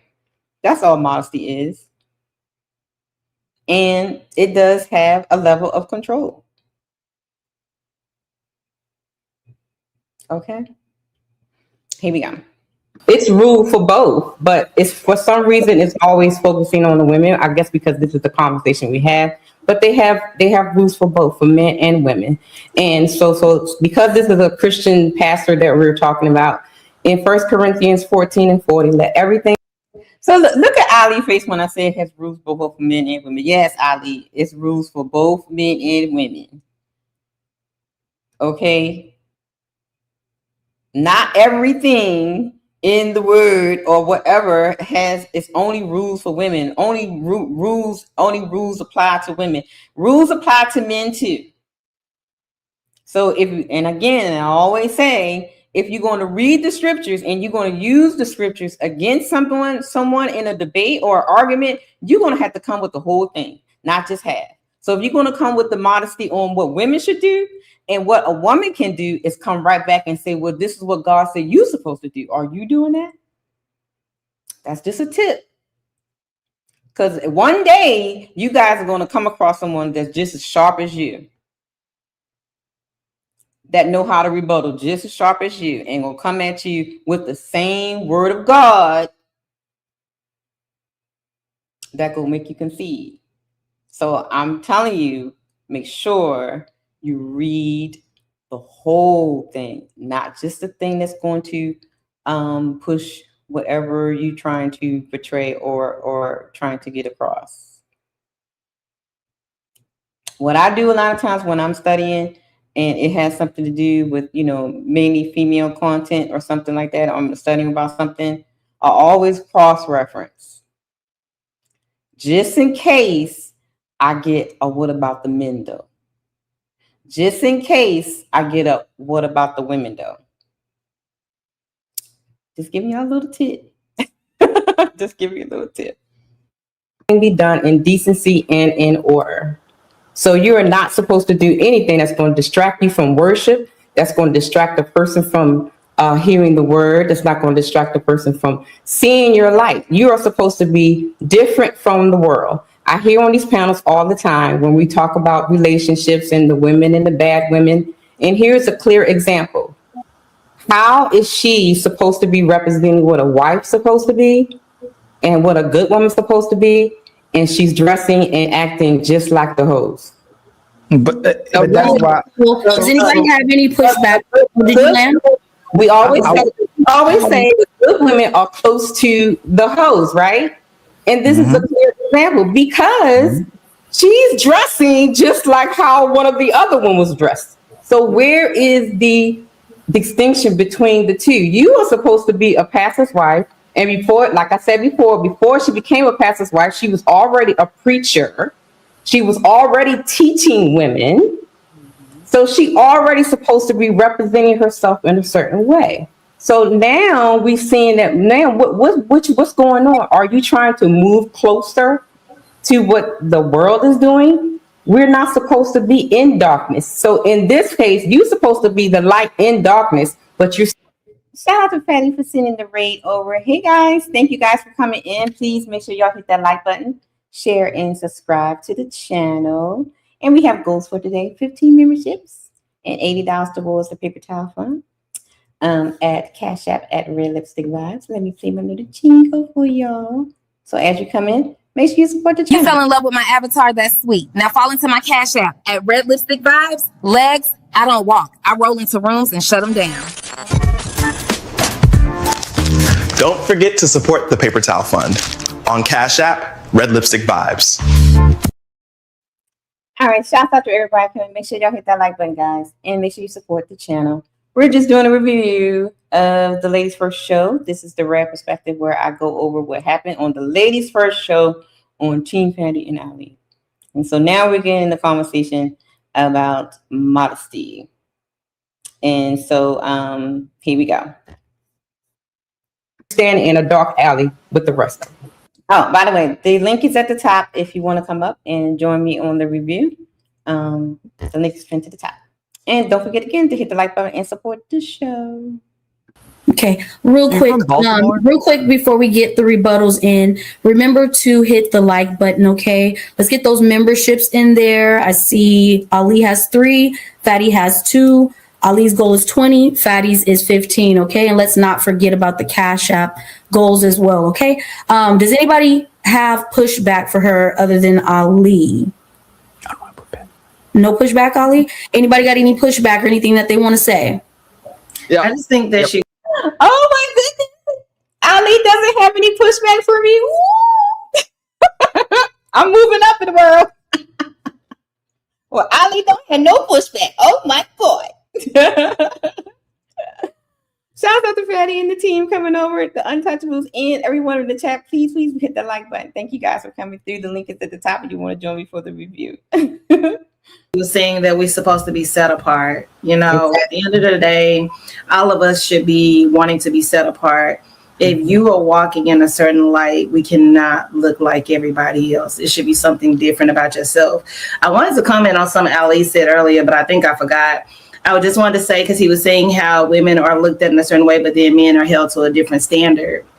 And I was agreeing with him, because you remember those gray sweatpants that men be wearing? And we be like, you know, and you're quick to check your man if you go out that door with them gray sweatpants, but then you don't want to be checked if you going out the house in something that you shouldn't be wearing. So I just wanted to say again. So did you check yourself when you wore that green dress and took that picture and put it on your Instagram? I'm just saying, but you know. We are supposed to be set apart. And that's why I gave Fatty his props, because at the end of the day, I'm like, you know, at the end of the day, this is a king telling a queen exactly how you're supposed to carry yourself. And we are supposed to be set apart. But this is the thing. Y'all know what Aisha carry and all of that, right? I think that sometimes women, we see what the men see, right? We on the internet. We see y'all like these women with these bundles, with these butts, with the way they dress. I'm just going to be real with y'all. And your woman, she wants to be what you like. She wants to make sure that you're attracted to her. Every day when you're looking at her, she getting dressed, she wants you to be attracted to her. And I think a lot of times if our men were to make sure that their women know that they are appreciated, that they're valued, and that they are, you're attracted to me whether if I got the bundles in or not. You know, you're attracted to me whether if I got natural breasts, natural butt, whatever. Again, the more you uplift your women, I think the more they will show up as being their authentic self. They'll cover up for you. What's she talking about? I got so lost and confused about where she was going with this. Somebody help me out. I got lost. Where's she going with this conversation? Like, I don't know. I think I checked out for a second when she was like rambling. I think sometimes people like say things that just want to be likable, right? Or they know what to say to get the kudos, if that makes sense, right? So it's like, I don't know. Hit the like button. Child, I'm just rambling. The link is in the chat. What? They'll do everything that you ask. So I got pushback for that, but Tom got pushback for. Hold on. Oh, somebody. Yeah, so Tom Foolery, Lucky. I got to repeat the scenario. Okay, so woman says my body, my choice. Okay, and Ali, if you're still around, you come up and explain yourself, sir. Okay, and Fatty, you explain yourself with this, because this is where it kind of got off the rails on the show yesterday. It started out a question about modesty being disguised as control. Then we got a question about control, and then it went into something else. I need some explanations going on over here, because I don't know. It was like a bomb just exploded on the panel. I don't know what happened. So I need some explanations, y'all. Shout out to Lucky, Ali, and What's this man name, y'all? What's his name? The one that was rolling his eyes like a girl. What's his name? Stoic. Mr. Stoic and Patty, they all got into this little kerfuffle, which is interesting. So let's see what happened. Let's see. Okay. Right? She has autonomy over her body, correct? Mm-hmm. She also wants the man to take care of her and the child if she gets in a relationship with this man or she has a kid with this man, correct? Mm-hmm. But she doesn't want the man to have equal say. So if I get inside of a woman, we don't have to have a discussion about whether when she says to get out, I need to get out. If she says get out my body while I'm inside, I need to get out. The problem is when a woman gets a man's sperm, she doesn't give the man equal say to whether he wants to still be a father or not, where if the man still wants the child, if she chooses to delete the child, it's fine. It's not fine, but it's her choice. Do you understand what I'm saying? I do. So we have a mass amount of women who knowingly know these men don't want to be a father, know they don't want kids, but because he nutted her, she'll still go, you know what? I'm still going to keep this baby and I'm going to complain about the fact that he didn't want to take care of this baby, but I had a child knowing that he didn't already want to be there. So what I'm saying is that if she listened to men, if she allowed men to have coverage over her, she listened to her father, she listened to the man that loved her, she listened to the brothers and men in general who gave her advice, and she waited till she was married as well too. It'd be a better society if she listened to men and allowed men to control her instead of controlling herself. Those are two examples. Correct, but an unmarried woman is not really it can't really be controlled. So if she's not a woman if you're sleeping with an unmarried woman, you didn't really sign anything, or there's not really anything that gives you legal right to control or have govern over that woman. So she can't be controlled. We can judge her choice, but she still is under the guise of whoever she's under. So if you didn't choose to go ahead. So we're kind of playing semantics a little bit, right? When I say control, hold on. When I say control, when we use it for some reason, when we say man being controlled. See, now here's where I'm getting confused, because it's like I think they're like missing it, going past it. What y'all think? Y'all think they're going past each other on this one, or does Ali need to explain a little bit more so that she get more clarification? Because I think they're trying to see the same. I don't know. I'm confused now. I'm confused now, y'all. I can't. Shout out to Carl. Red, every time you get on those panels, all hell break loose, girl. Repent. I know it's my fault. I bring the energy. I bring that energy, okay? Shout out to Robert. They watch, they hate, then they copy. Y'all welcome. Okay. Okay. Cafe Esprino says, no, she said what she said, but I think I'm gonna let it rock. But I'm trying to see where the miscommunication came in, because as you see as it go along, it blows up. It's gonna blow up. So let me continue to play, and if anybody, again, the link is in the chat. It's at the pin to the top. Come up and explain this, because I'm confused. Here we go. We know that it's them making a choice, but for some reason when we say woman being controlled, it's as if I have to literally control you, control your arms, your brain. Why do we do that? When we talk about men, we can understand we mean in society. Am I doing that? And please explain to me where. Yes, because when I say women being controlled, it would mean that they're listening to the direction of men, and the actual definition is that as well too. But the examples you gave when you introduced this conversation of control, the first two examples was of physical control. The third one was about her ruining her own life. So you give me an example about a random woman out here that's hoeing, and how you, who don't know her, don't have nothing over her. How are you going to control her? No, see what you just did again? I'm asking you to educate me on it. Why does that? No. When we say control, she's listened to the guidance, the guidance and the principles and rules and regulations of what's set before her. Like when religion, look, you know what I'm tell you how this is being disingenuous. You can understand how religion controls women, especially if they. I'm gonna need y'all to get a new word. I'm so tired of hearing disingenuous. Okay, new word alert. 2026, new word alert. Oh my Lord, new word alert. Like y'all killing me with the disingenuous. I got somebody coming on the piano. Hey, Blue Ray. What it do? How you doing, Red? Look, I wore red just for you. I see. Okay. Yeah, I didn't even I should have put the red Versace robe on, but it's all right. I was about to ask you too. I was like, you got the robe on. Yeah. No, I just got home from soccer practice with my son, so okay, good. I hadn't took a shower, so I'm chill out. Then I take a shower, then I'm gonna get comfortable. Oh, good thing I can't smell you through the screen. Okay. Nah, hold on. I wasn't practicing. I was just watching. What's good? How you doing? How everybody doing? Y'all was burning the midnight oil last night, huh? Yeah, you was up here by yourself, so I said I'm gonna pull up. Don't nobody want to pull up? I'll pull up with you. Well, everybody literally just came from Fatty's right now. Yeah, I know. I was over there watching the Fatty I can't. Don't spoil it for me. Don't spoil it for me. No, I said he put on a masterclass. That's all I'm saying. I gotta go back and watch. Yeah, he put on the masterclass. So. I see you had an interesting night on your panel last night. Yes. Who, me? Yeah, to 5 o'clock. 5 o'clock in the morning. Man, that was crazy last night. Did you? I'm not even gonna spoil it. Put it like this: I got a 18-minute video dropping in the morning on my channel. It's diabolical. Oh my god! I was watching Nino. I was in Nino's chat for a little bit, and I fell asleep. And then but when I woke back up, he was gone. Then I peeked in. You mess your head up. That's all I'm gonna say. If you watch it, I'm gonna say. And then I fell asleep again. And then when it's time for me to get to go to the gym, and I was just think about it. The conversation had to be good if we started at 9 o'clock and didn't get out to 6 in the morning. Exactly. Yeah. I'm definitely got to do this. Shout out to D is in the chat. Hey guys, thank you guys for coming through. So did you get to see the ladies' first show yesterday? Nah, I had to take care of some business, so I didn't get to watch it. It was interesting. Yeah, so that's why I'm here now. I'm gonna rock it out with you. It was interesting. So right now I'm on the part with Ali and Lucky having a conversation, and they're talking about men controlling women. And I think they're like missing each other.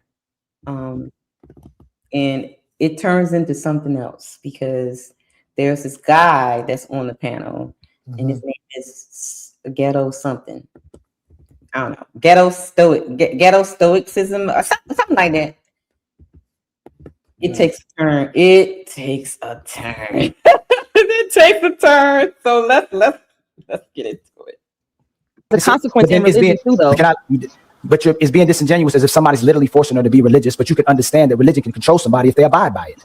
You're saying the consequence is the control. Exactly, because human people have, God gave you free will. People have free will to follow or not. When you don't follow the law, you go to jail. So you're telling me if just your words, if she doesn't listen to your words, that would be your first example of a child. What is the follow-up to make her control? You're telling me I'm making it physical. No, you have to get physical if you're talking about, okay, so tell me what other words. You did it again. If I control a woman, she's cooperating with me. I don't have to control, I don't have to make her do it. That's her choice to cooperate. No, again, you're being disingenuous. Again, no.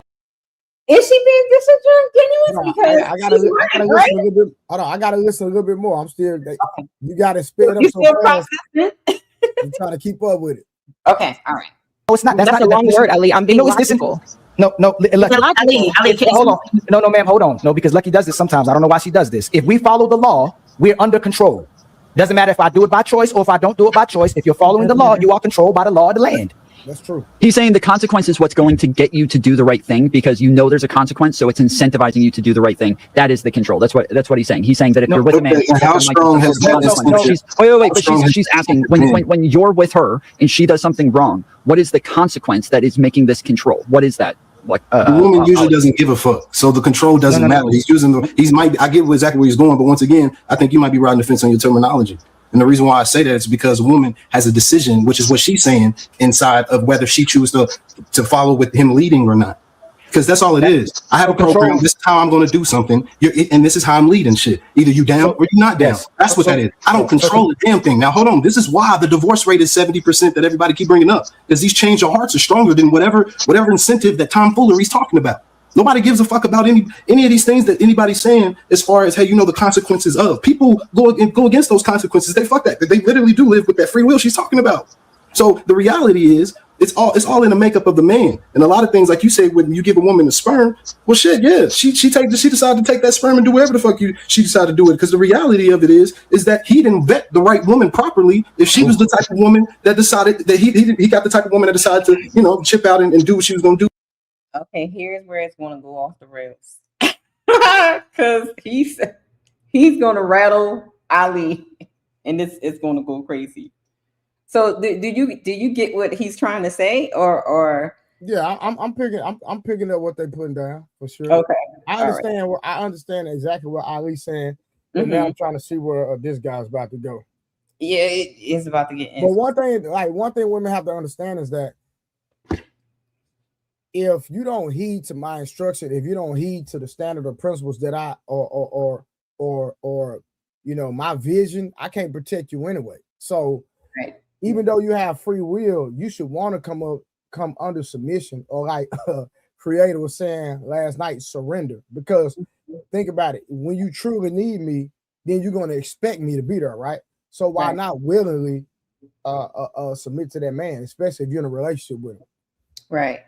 And I think what Lucky is saying, when you talk about women in general, right?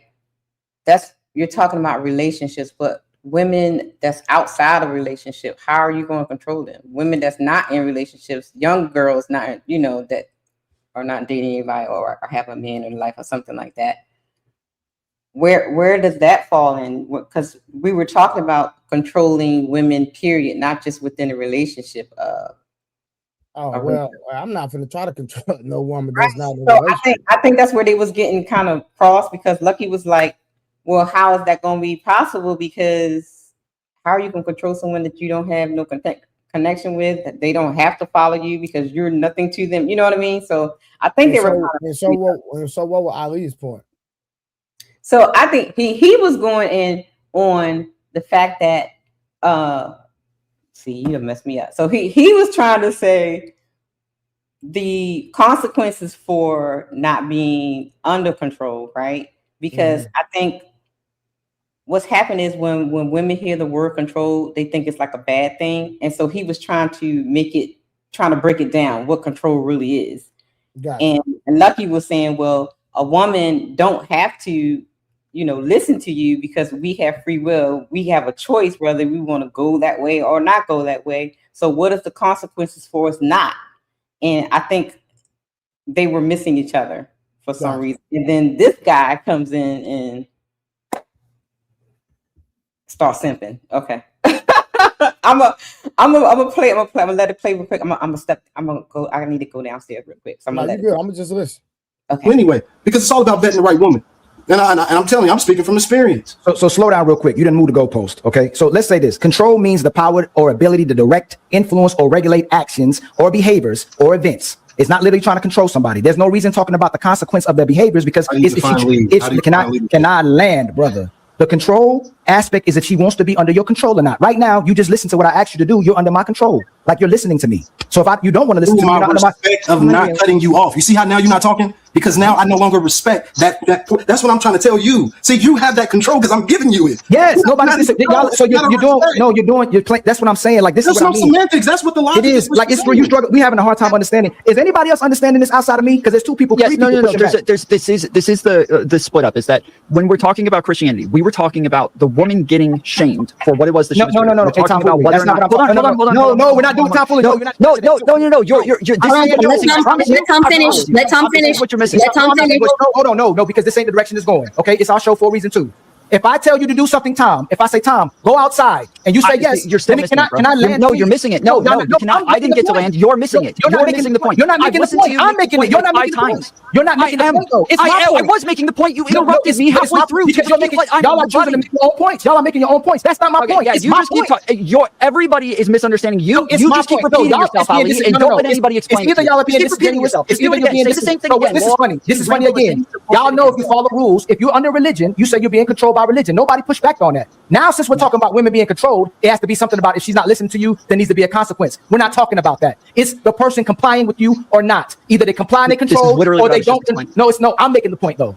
I know you're making the same point. But you're not God. No, I'm saying that's a straw man. Because what you're explaining is forcing something. I'm trying to explain what you're missing, Ali. I'm trying to explain what you're missing. It's not about what I'm missing because I made the point. Oh my goodness. Okay, yeah, bro, you have made the same point 5 times. In everybody, you're not listen. Can you let me finish first on my show, please? Can you let me finish on my show, Tom? Because if it's your show, and this is the thing I be talking about. If y'all on y'all shows and y'all say, "Can you stop?" We stop. Stop trying to talk me.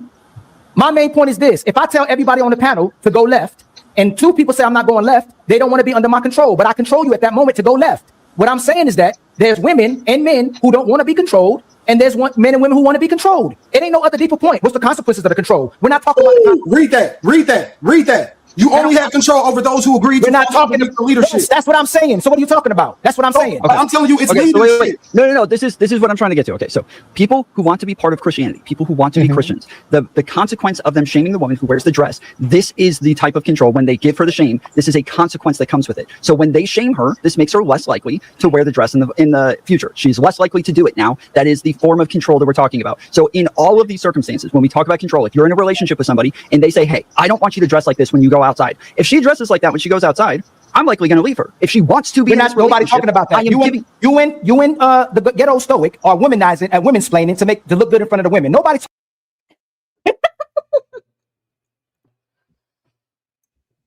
Oh man! If they would have conceded to Ali's when Ali actually read the definition of control, I believe that could have alleviated the whole discourse because, like you said, when they think of control, they think of somebody physically or coercing you to do something. You know what I mean? And so, like the definition, one of the words of the definition that really stood out to me was influence. So even if I influence you, I'm under control. So you can have free will and still be influenced. Everybody is influenced in one direction or another, regardless if you have free will. So I think if they would have listened to the definition when he read it, which was plain and simple, that could have dissolved that entire discourse. Yeah. And it seems like they all of them had some points that were similar. It was like lost in translation. So, kind of. Well, I don't think that the ghetto stoic guy and tomfoolery and Ali were even talking about the same thing. They were all three they were missing each other. Yeah. Yeah, but like I said, they wouldn't have to miss each other if they would have listened to the definition of the word control. Oh my goodness. Okay, but it gets better. Here we go. Why y'all talking about that? Ali, oh my goodness, bro! It's not holy shit! There's no way you're missing about that. I'm not. Yes, you are. You analogize it. Yes, you are. You just don't understand analogies. Tom, I'm clipping that. I am clipping that, and I am going to put some fuzzy hair on the top of your head. That's going to be my new meme. I'm clipping that. That the way he looks right now is priceless. I'm clipping it. I'm just telling you, you're gonna be clip in all clips. You are talking about that. No, I'm not. I am talking. Listen, no, I'm gonna say it again. No, can you please redefine control again by the verbatim, please? Because you just had it right there. But control you did make a point. You made a point. I want to allow you to continue, brother. I apologize, but I want to also tell you why leadership in definition is more important to you. There's no reason to. No, y'all listen. This is what I mean. Y'all making this way worse than what I'm trying to say. You're making it bigger than what it is. I'm making it real simple. No, it's the ability to influence. You niggas ain't got no game. This is the honest, the truth. Nobody's talking. You really. Wait a minute. So where did we get here? He literally just said what Ali said. He literally just said what Ali said, and then want to argue with him. And then he gonna say, "Y'all don't got no game." Like, what does that have? Game has nothing to do with the context of their discourse and why they actually having the conversation that they're having. Has nothing to do with game at all. I don't know where he was going, and you can see me, like you see our face. We like, what? Like, where's we going? Oh, girl, I didn't even know you was on the panel. I ain't see you right there, my. I was like, ooh, here we go. Gotcha. Oh my goodness, here we go. Like you starting to borderline start sipping. What we talking about that for? Sipping? Man, I've been married for 12 years. What are you talking about? Oh, that's a whole nother. That's what that. Oh, and by the way, his wife was standing right there, feeding him all kinds, telling him what to say and everything. She was standing right there the whole time, the whole show. Just so y'all know. Cruising. What's going on right now? There ain't no. Hold on. Listen. What's my point? No. You understand what the words leadership is the ability to real quick. Time out. Okay, because we've been at this moment for a while, and we do have a guest up here that hasn't got y'all emotions enough. Okay, hold on. No, okay. Melanin, hold on, Melanin. No. I asked you to hold on, Melanin. I asked you to hold on. This is a whole different situation right now. Two men are doing what happens in our society. When one man is saying one thing, they're going the absolute other way while we're trying to help sisters as well too. All I'm talking about is somebody complying with you or not. Either you accept the control or you don't. It's that simple. We shouldn't be talking about the consequences of it because she has the choice and I have the choice. So why are we talking about being a leader, getting a woman to comply or not, or consequences? All I'm talking about the fact that they either cooperate or they don't, but we're using the word control. Okay. Can I say something? Yes. Okay. So control is the power to influence, right? Hold on, I just want to break this down for you, I mean, seriously, because you think this is about the sisters and this ain't got nothing to do with them. So I just want to break this down. because leadership is the ability. So then what me and you now need to talk about is which word is more prominent in this situation. Is it power to influence somebody, or is it the ability to influence somebody? And do you understand the difference between influence somebody with power and the difference than influence somebody with ability? That's a big difference. There's a reason why the words are different. But I ain't over pursuing, man. What? Okay, at this point, as y'all can see, the look on my face, I am lost. Like, what are you talking about? No. So the thing is that the man literally came back and said the definition of what Ali read. So if you're going to concede to what the word control means, what are we arguing about? Then you want to interject a different context and you want to bring up leadership that had nothing to do with control. So I think now he just want to pick. Now he just want to show up. He kept saying, "I'm sorry, I got on my phone. What's name?" He kept saying, y'all don't got no game. Y'all don't know how to be leaders and all that kind of stuff. So he gonna start throwing jabs and all that kind of stuff. So I think he came with some type of agenda for this conversation. Gotcha. And of course, the Portugal Mentis is going to pick it up, and here's when it's going to get interesting. Here we go. Y'all gonna make me look crazy. Keep moving the goalposts, man. Words mean things. If you said it, own That is not your twist. Your bro, define talking. That's why the policy works. Define chair. What I'm saying is the cost of inaction outweighs the risk of reform. The data is clear and the precedent supports it. Okay, well, define water. We're going on the word. Can we use the word control to mean something different than what? It's because we said it about women. Different things. Yeah, but are we making it a little bit more difficult? Don't we know exactly what we mean when you say the control woman? Don't we know what it is? Yeah, that's the problem. Either he's making you do it or influence you to go a certain way, or we know what it is. Why are we wasting time doing the thing? That's what we're saying. Because that's what I consider riding the fence. Why you like to say that, Fatty? Because that's riding the fence. If you say a message and then somebody, which is the ladies and everybody else that he was speaking to, which is the receiver, don't get the message, then my nigga, you're not saying it is articulating it as good as you think. So it does matter. Hold on, it does matter. So you can have the memes going on about words and all the other bullshit you're doing, but yeah, words mean something. That's why I actually it's different. Hey, Stoy, because I'm actually lost, right? Explain to me as a new listener, and I'm sorry for doing this to y'all, right? And Summer, I'll get you next, right? What is the problem that you have with what Ali said? I have fresh ears. I was kind of in and out. I need to understand exactly what it is. What is the problem with what Ali said? Because Tom, I get it. You, I don't. What is the problem exactly with what Ali said? What is right in defense in this case? Because it was man-knees. Because if we was brothers all sitting back at the barbershop and he said about control, we would understand exactly what he was saying. But if he was understanding how to speak a message upon not just a certain demographic of ears, which is just us men, then you will understand that word in itself was already triggering. He knows that. Ali knows this. He knows. What is he talking about, Trey? He's driving me. What you say, Darnell? See.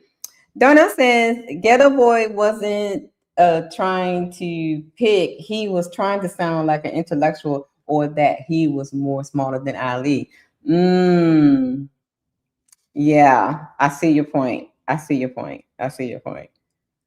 But now he's going to start throwing shots and stuff and trying to be messy. And one thing I'm gonna need y'all, especially if y'all new onto the untouchable side of the YouTube streets, Fatty is the wrong person to do that with. I'm telling you now. Doing that to Fatty is like digging your own grave, okay? Because he's going to turn it on you so hard, like a fire hydrant at a peace rally. Okay, so here we go. That word control for women automatically puts it in, which would make it man-knees because only we understand it then. In that case, since we only understand. Hold on.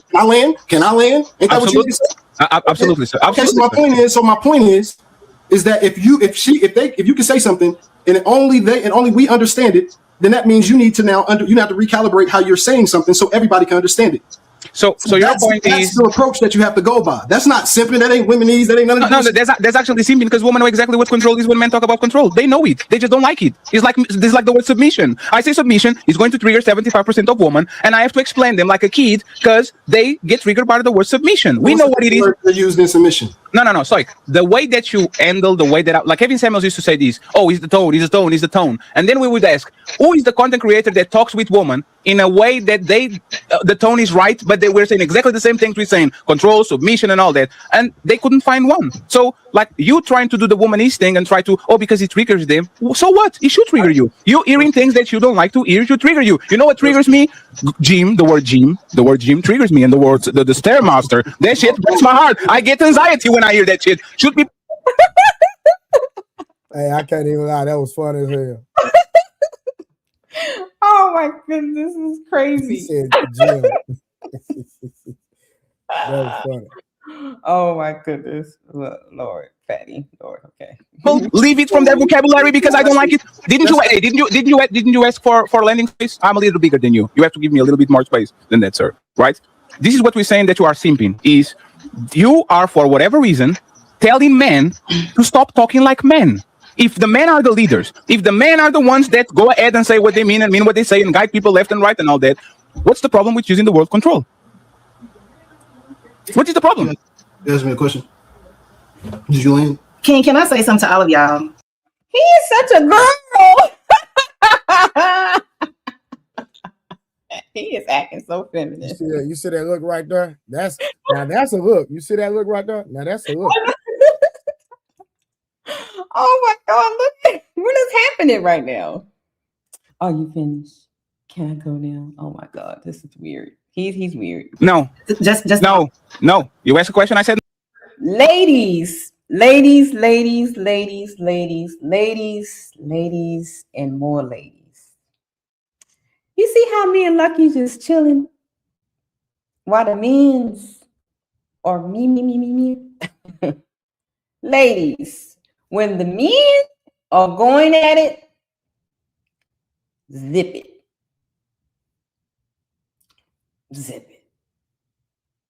Let them do their thing. They don't need your and amens. They don't need no pushback. They don't need you to interject. They don't need you to, oh my God, they don't need none of that. You see how me and Lucky just chilling? Okay, I'm about to sip some wine. Lucky about to puff pass. We know how to do it. We sit back and hush. Ladies, stop doing that. When the men are having discussion or heated debate, this is the time for you to sit back in your feminine. Okay? 100%. You do not need to get involved. I don't care if you have an opinion. I don't care if you have to, something for clarity. That is not your place or space for you to do that. It is your time to sit back and be cute.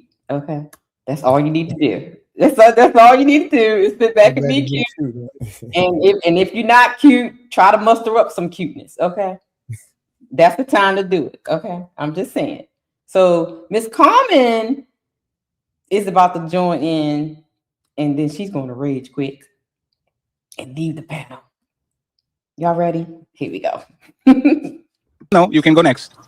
What is the problem with men talking like men? And anybody on the panel that wants to correct me because I might be having this wrong, completely wrong. I might be. Hold on. This is just, maybe this is my man who's talking. But who are you to say what is how men are talking? That ain't. What? Blu-ray, get him. What is he doing? I have no idea. What is he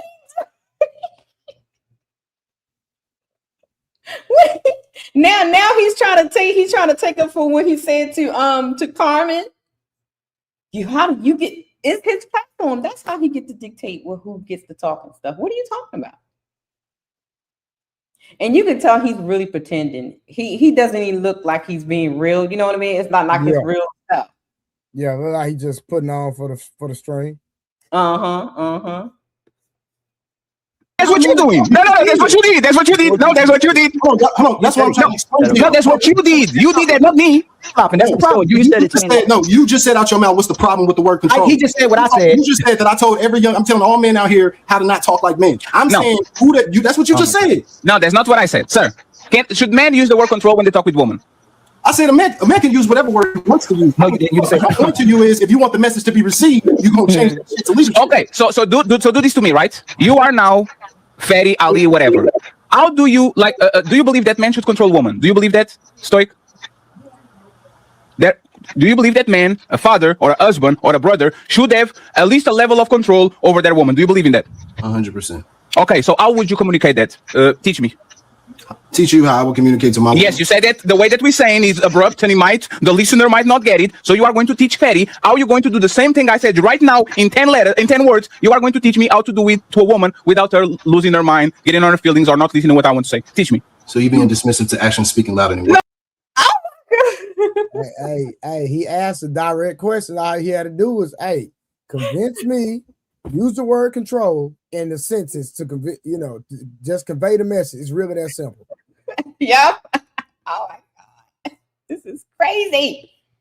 I'm asking you to teach me. Teach me. If we can talk the way, if the way we, hey, 1 second, hold on. Yes, I told you to hold on because I'm talking. Hey, sir. If my mouth is moving, remember, if my mouth is moving, you chill, right? I'm asking you for direction. I'm lowering myself and asking you for direction. I have another Uber at the door. You are going to tell me, and I'm listening. How do you say the same things that Ali and me said without using the word control that women are going to listen? Please help me out. I just told you use the word leadership. That was our whole point. So the problem is, I get what you're saying. I get what you're saying, where you're saying it would be better for people to hear what you're saying if you say leadership. The problem is that, again, the conversation was initially about control off of like religion. And so he was like continuing that conversation with a relationship aspect. Right, and lucky you didn't understand. He can't. Right. But I'm saying that they're going to use the same word, right? They're not going to use a new word off of the same to make it sound like it's a different topic. Okay, so what's the definition of doing the same shit and not getting results?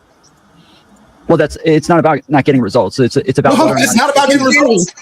Well, leadership is a different thing than control. They're not the same thing. But you pandering, because if you flip it the other way, if she has a problem with control, but we get a man who gives her coverage and gives her love in the family, it should be no problem. But you're only doing it. You're only looking at it from the woman's perspective, where she's tricked by the word control. But if she's doing that the wrong way and can't get a family, a husband, or anybody to take care of her and support her, then she need to change how she's moving with the word control. But you only look. Okay, so then that's what you should have said, because you said you weren't going to pander and you weren't going to bite your words. I shouldn't say shit. I'm just telling you that you could have used the word leadership instead of control. That was my whole point. I just want to know where y'all respect is as kings. Yes, it's brotherhood. Carmen. Girl, if you don't shut your pick yourself up, oh my God. Yeah, she ain't have to say that. It ain't had nothing to do with nothing. They had nothing. Listen, I told like when me and my team, when me and my people, when me and my inner circle, when we having discussions, you might think we're about to fight. That's the type of energy we have towards. Even when we have a barbershop talk, we might be screaming at the top I love, but we calm, cool, and collect. That's just the way we like to communicate at times. Ain't nobody finna fight. No harm, no foul. We know each other. We love each other, but that's just how, that's the energy we have. Like, you don't have brothers, uncles, right? Because my father and his brother used to go at, like, you would think they about to get ready to fight. They be going at it so hard, but they just that's how they talk. And so my grandmother had all boys. All her boys had all boys. I grew up, it's number me. I didn't have a single girl cousin. It was number grandboys. The entire family, grandboys. Yeah. And we didn't have no girls until the grandkids had a few girls. But I got all boys. Yeah. She was itching to chime in from the beginning. And now she's saying something that's totally you're about to see, because Fatty got his chameleon radar on. So let's see how this goes. And let the men do their tussle thing. Okay. Carmen, there's not much respect when this because brothers get comfortable by the screen. Because I could swear to you, if we were all in a studio, nobody would say shit like you're a simp and you're this and you're that. It seems like he is trying so hard to really pick a fight. Like he's like saying things to like kind of pick at them or say, trigger them and stuff. Like, you won't say that to my face if we was in person, that kind of stuff. Like, what time you on, sir? Like, this is crazy. Well, sometimes, men be trying to check the room sometimes, because I do the same. I'm not gonna lie. Depend, like if I go to unfamiliar territory, I'm gonna stick my chest out and test the waters. You know what I'm saying, and see what type of energy they gonna give me back. So that's a normal thing. I don't see nothing wrong with it. I get it. Now, as far as the conversation, I feel like he's being disingenuous with the conversation. But as far as men trying to read the room and check the energy, that's normal. Mm-hmm. So you think, because this is his first time on the panel, you think that's just what he was doing, or you just 100%? Yeah, he's just trying. Yeah, that's how he doing. Like my boy in the comments say, he's just trying to check the temperature. That's how it is. You know what I mean? But as a man, you gotta peep that. Either you gonna match their energy, you gonna buy down, and it just depends on the man. So I like the bullies. Mm-hmm. Like when it's a bully around, I like to go at the bully. That's just what I love to do. Okay. Yeah, I like the bully. So if you're a bully, I want to go at the bully. I don't like going at wounded deer. You know what I'm saying? I like the bully. Okay. Well, let's see who the big bully in this gonna be. Mm-hmm. That mean? Why y'all come up here and say that stuff? No, because my point is that's insulting somebody. And I didn't insult you. All I said to you was I said you're pandering. How's that? And I would tell you that. I would say that to you. I would say that in real life. I tell that to people in real life. I would tell you in your face that was pandering. I didn't try to disrespect you. Why come? Look, you're doing it again. What's the point of talking about saying stuff in people's face? Why are we going straight to that? He wasn't saying because I'm telling you. Tom, stop co-signing for the dude, man.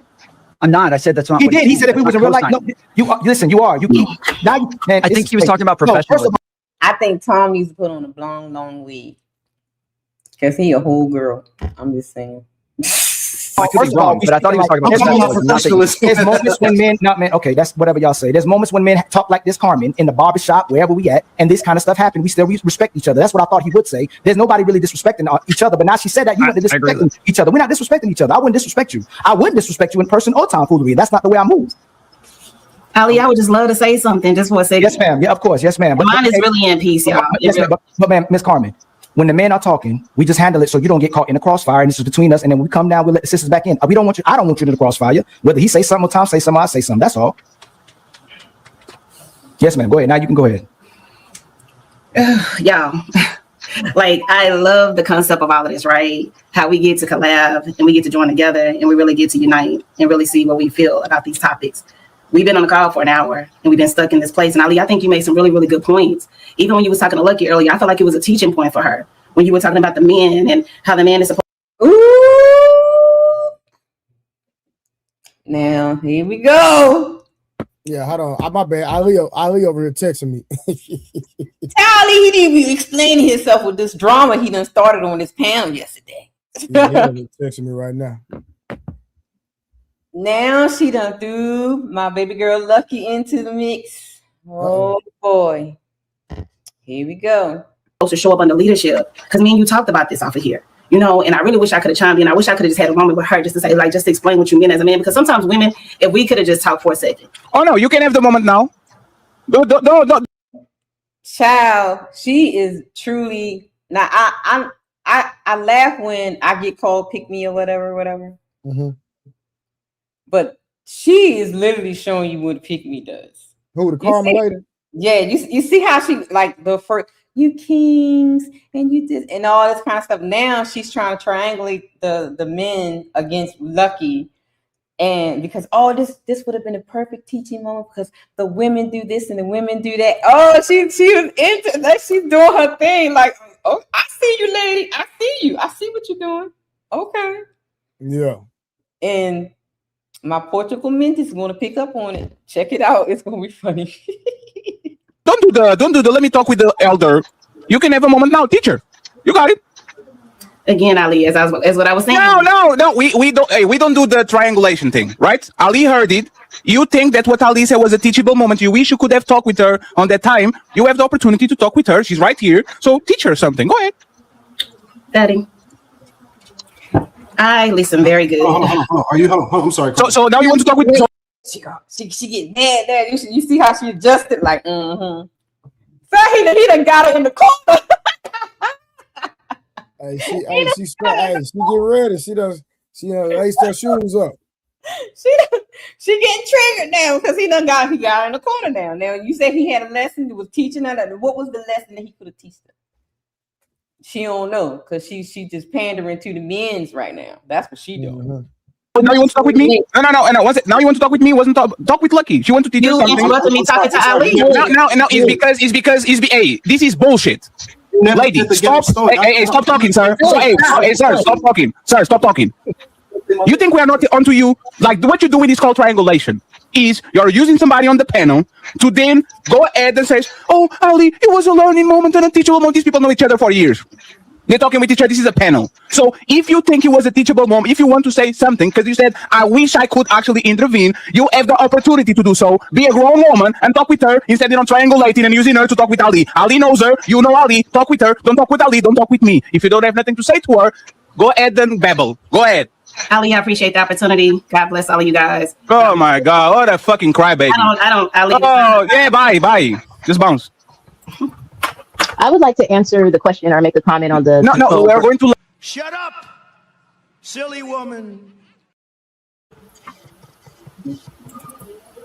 Okay, that ended quick. Okay. She got this. She could, I mean, she could have just reiterated what she thought Ali was saying, you know. Yeah, that was her opportunity. She had a golden opportunity, and she missed it. So yeah. It's because she didn't know what the teaching moment was. She was only saying because it was sounding good at the moment, because she saw Ali and Lucky was going back and forth. Okay, this is going to sound good to get to, make sure the men is on my side, because I'm here for the kings. That was her exact words. I'm here for the kings. My platform is for the kings. Okay. So now she raised quick. Now we got suspect number 2. Mr. Stoic. Like this shit is ridiculous. Like, and Tom, you need to stop doing that bullshit, bro. It's crazy, man. Always translating, always getting in the middle of people fighting. Always, it's like this. Like, let motherfuckers go at it. It's fine. Two women whispers. That's crazy. We can't tell them. No. That's crazy. Y'all ridiculous, man. But y'all two can. That's the craziest thing. They know exactly what we're saying, but y'all two are so great at talking to women. You need to talk so they can understand. I didn't say anything about women. Talking I didn't say shit about women. No, that's I didn't say shit about talking to women. Y'all are doing this to make it seem like y'all know how to talk to women. You don't have to say it. I didn't say anything about talking to women. I don't give a fuck about women. You ain't gotta say it. Yes, you do. Y'all both doing it. You ain't gotta say it. We see what you do, bro. You're fucking stupid, dude. I didn't say shit about talking to women. I was saying you're wrong. What are you? I just said you're wrong. You pandering. You talk behind the women, and then you talk behind this dude. You do it all the time. Wrong. That's all I was saying. Ain't nobody wrong. You just want to be the ones to talk to the women. You do it all the time. You just want to talk to the women. So does he. He doing the same thing. At least he admitted. At least he admits it. Yes, he did, because I literally my point was y'all doing the same. Y'all doing the same exact thing. Okay, what did I own it? I disagree with him. No. I disagree with him. If I could sit back and have a conversation with nothing but women all day in my life, that's all I would do. You think I want to talk to any of you niggas every day? Let's be honest. So just because you want to talk to women, just because you want to talk to women every day, right? Just because you want to talk to women every day, you condone bad behavior? Is it just because Hey, just 1 second. So, if you want to talk with women, why didn't you go to TikTok? Why did you come to us? See, don't ask me questions if I can't finish my statement so you can get a full understanding. He just asked you. I literally asked him. He just asked you a question. Why would he not ask you? Hey, 1 second. Hey, Melanie, sorry for being disrespectful to you. Thank you very much for being patient, okay? You are going to go and interrupt it, sir, and then Melanie's going to ask her questions. Uninterrupted, ghetto stoic. And that's my point, Ali. When I said that, I know you wasn't being disrespectful, brother, but in these moments, our tonality, our body language, all that shit matter, man. And Fatty over here being emotional, but the reality, I am. It's totally fine. I am. The reality is, Fatty isn't necessarily in this American culture as much. So why did you send me a message asking to be on the show? To me, why? No. Why? Hey, see, and now we're going to get into trouble, sir. I don't know you. I didn't at you. I don't follow you. You went out of. Hey, you see? Be quiet. Why did you text on IG? You Google, you search my name. You saw all the fatties. You click on my bio. It says where I'm from. I'm from Lisbon, Portugal. You know I talk funny. You click on that shit. Send me a message. Prove yourself. Oh, I'm a very strong opinion, man. Hey, you should let me actually say what you said, because this is hilarious, right? I'm going to say what you said because this part is hilarious. You said this. You said this. I asked to share some clout with me. This is what you wrote, huh? I have stronger point of views than 90% of every panel. I mean this respectfully. I ask you to share some clout with me. Have you ever heard of somebody saying that? That was the first time I ever heard somebody say share some clout. Man, it just shows you the character of a lot of these dudes, man. You know, like this is my thing. Like a lot of individuals, if the internet didn't exist, they wouldn't have no motion in real life. You know what I'm saying? It's like if the internet was just say, no more internet. See, I grew up when the internet wasn't popping. You know what I'm saying? Right. We wasn't on cell phones and mobile devices. We was out in the streets making our way in every aspect. You know what I'm saying? Building real life skills. You understand what I'm saying? So you know, back in our day, if you was a man, you had to be a man for a reason. So I'm used to having motion my whole life, even when you couldn't contact me on a cell phone. You know what I mean? So a lot of these dudes, they think because they got followers, they think just, you know, because people listen to them that you know that they truly saying something. So, you know, it's entertaining to me. It's very entertaining to me because I sit back and I just be watching. I be like, bro, you dudes really just don't know. That was the first time I ever heard somebody saying like, I want to come to your panel so I can share the clout. So basically, he's coming over. He just came over just to get a little. Yeah, listen. Attention is man. Listen, it's so frustrating as a man just to sit back. Like I love the internet, but at the same time, I can't stand it. You know what I mean? Because like I said, a lot of these people wouldn't even be relevant if the internet didn't exist. That's just like me. I'm a world-class trainer, right? I have a true skill set that I made somebody and helped somebody become. Not made. I helped a boxer become the best in the entire world. That's a skill set that I have. You understand what I'm saying? So whether the internet or not, no, this is something I can actually apply in real life. You know what I mean? So I train professional box, NFL players, NBA. I do it all. So I don't need no internet to do what I do because I actually have a real skill set. So it's like I said, a lot of these people don't have real skill sets. They just get on the internet, and that's what makes them relevant. They don't have true value. You know what I mean? Yeah, I see what you're saying. Yeah, he was interesting. Well, Fatty is about to end him now because he done triggered Fatty. I asked you to share some clout with me. Why did you ask the Portuguese dude that is not from America to share some clout with you? Why didn't you ask Melanie? Why didn't you ask Ali? Why didn't you ask Red? Why didn't you ask Lucky? Why did you take a motherfucking step? Go ahead. You know why? You know why? Are you ready? Because you want a clout chaser. Oh, no. You know why? Yes, you are. It is on the message. What is all of this, Fatty? That's what you want clout. You said clout because the message is. Listen, I'm telling you the answer, and you're not listening because you're so emotional. That's why you don't have a woman over there with you. Hey, sir. Hey, sir. Here we go.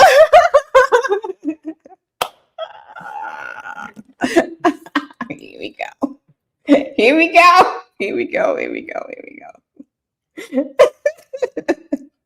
You on mute. My bad. And that's why I be having to try to watch what I say on the internet. You know what I'm saying? Because it's like a lot of these dudes, they think just because they're in a relationship and they got a woman, like they the end all be all, like they got all the answers. And I know a million men who wives don't been hit. I know a million men girls getting hit. You know what I'm saying? I got dudes' girlfriends in my phone right now trying to get at me. So just because you're in a relationship, that don't mean nothing, man. Trust me. And the thing about it is, like, a lot of times we don't know people in real life in these boxes, right? So for him to say that you don't know if Fatty got a woman or not, he can be. You don't know what that man got going on. That he's not married, he don't got no. This can be a whole persona right now. Facts, I agree. And when he gets to the 50,000 subscribers, then he was like, "Okay, y'all, I just want y'all to meet my wife," and all of y'all gonna be dumb.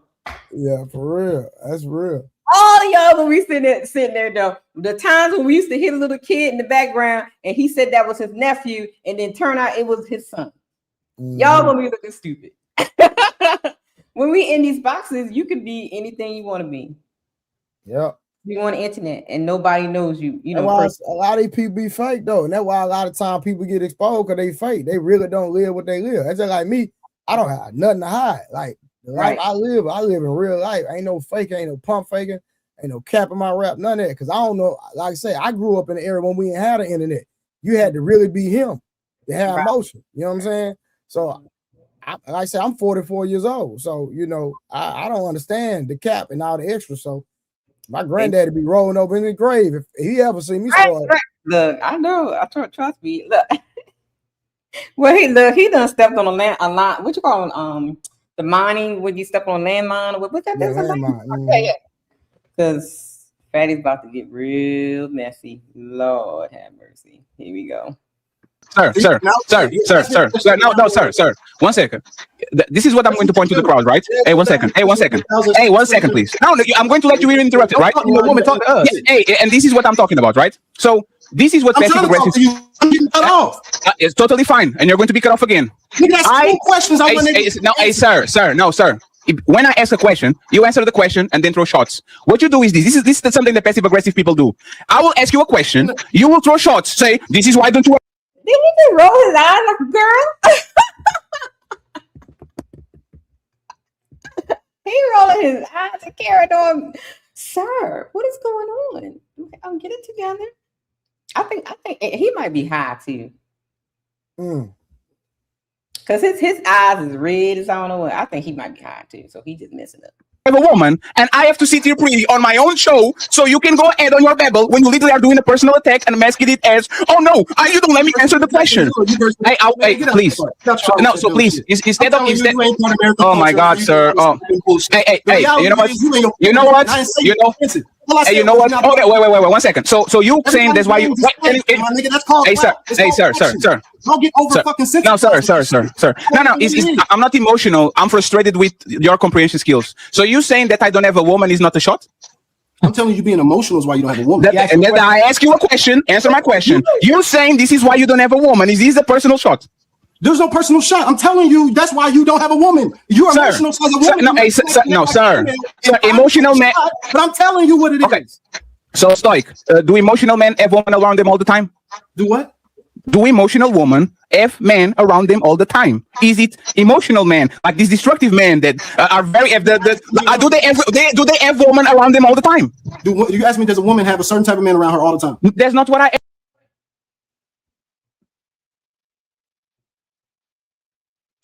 This is weird. I don't know. He's being weird. He's being very weird. So, and all, they get into it, and Fatty kicks him out because he kicks him out. He's just like emotional, and Fatty starts playing all the memes and stuff as he's trying to talk. It gets weird. It gets real weird. Oh my goodness. What do you know about Jamal Bryant and the infamous dress?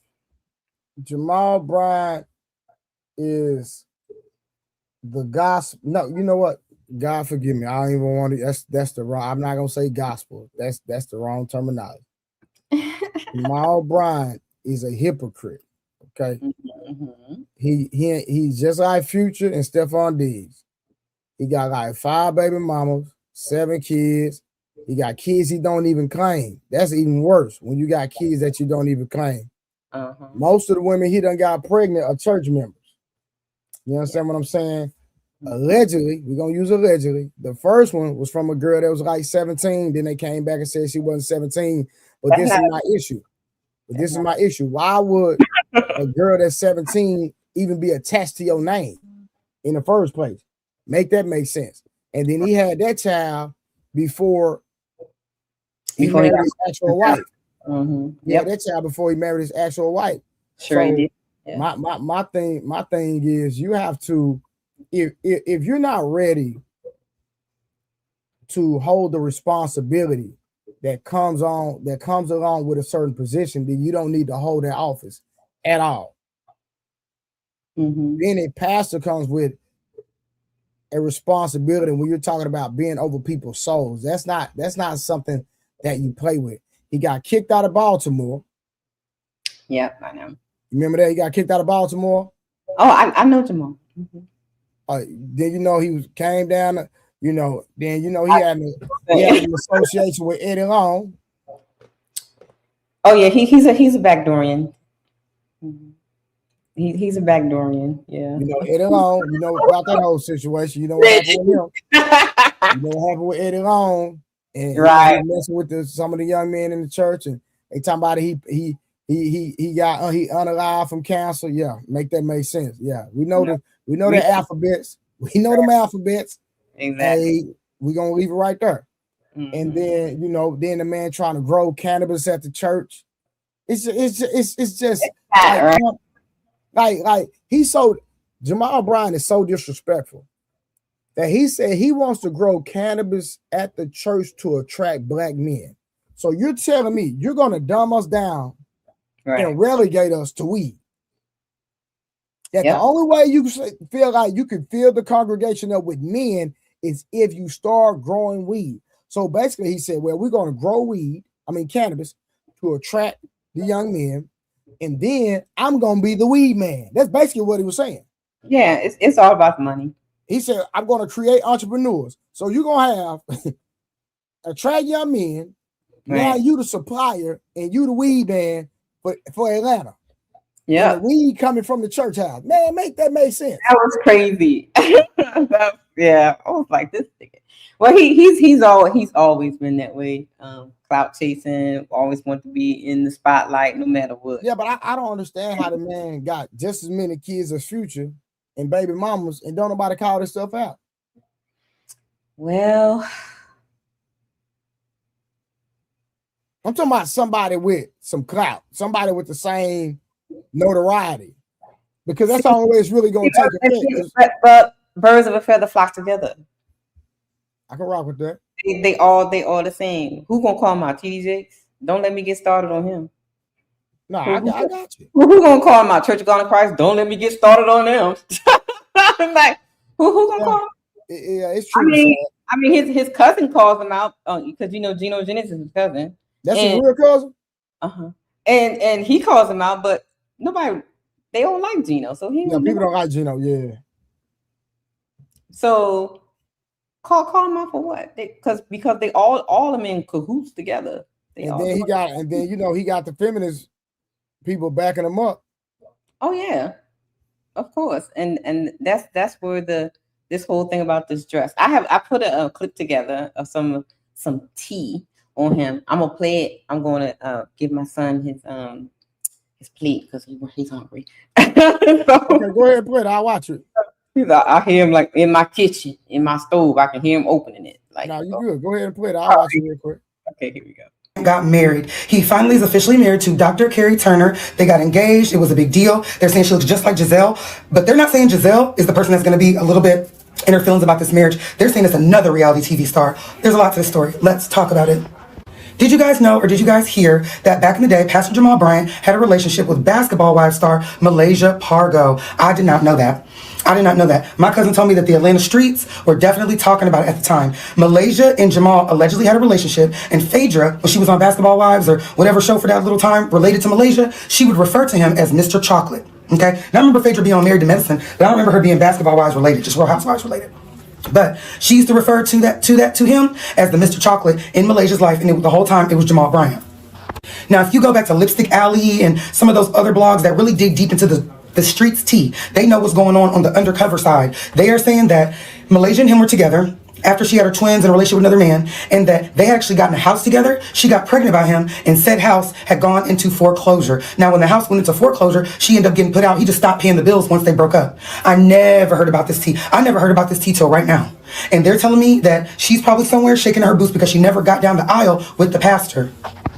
Now, the only public relationship I remember Jamal Bryant having was with the singer Tweet. He was with Tweet for a minute, and he always looked happy with Tweet. And y'all let me know down in the comments, wasn't he with Tweet for like a long time? Wasn't it like a 7-8 year situation? I don't want to call it 10, but it was like they were together for a huge chunk of time to the point where she was playing First Lady. And this was, I want to say, right before Giselle got on TV. And it's like when Giselle got on TV, they were already divorced, and he was in a public relationship with the singer Tweet. And they used to do interviews together, and he always looked very happy with her. So when he got with Dr. Carrie Turner, I was like, it's funny because she looks more like Giselle, but I was like, I think Tweet is technically like his type. But he went back to Dr. Carrie Turner, who is also in theology. She's also like a pastor. So in the end, Dr. Carrie Turner is the winner. Direction that we are going in, I desire a disciplined man, a man who don't gotta sleep with everything he sees. Now, folk have been side-eyeing Jamal Bryant and Carrie's relationship this whole time because for churchgoers, the way their relationship went about wasn't giving scripture approved. Dr. Carrie was a co-pastor at Pastor Jamal's New Birth Church in Atlanta, which means she was basically an employee while he was the CEO, which meant that there was a conflict of interest when they began dating. And what made it worse was that even though Jamal and Carrie were technically single when Tasha K outed them for being in a relationship, reports are saying that the two of them have been intimate for years while the pastor was still very much a married man. Yes, Dr. Carrie ain't the first wife. It's Giselle. In fact, it got to the point where it became an open secret in the church, and Carrie even started getting preferential treatment that left a sour taste in people's mouths. Pastor Jamal and Dr. Carrie didn't bother to clear the air, and they just kept pushing until they got married, and then reportedly tried to justify the relationship, talking about how they had to overcome obstacles to get where they are and the hope that they brought to people. Yeah. Old boy Bryant wife was dressed like a $2, looking like a $2. Corey Holcomb brings up Jamal Bryant's wife's dress, sparking a firestorm. Then Jamal defends it hard, admits he bought it, and Bishop Wooden's words turned the whole church image into a public mess. The said he bought her the dress.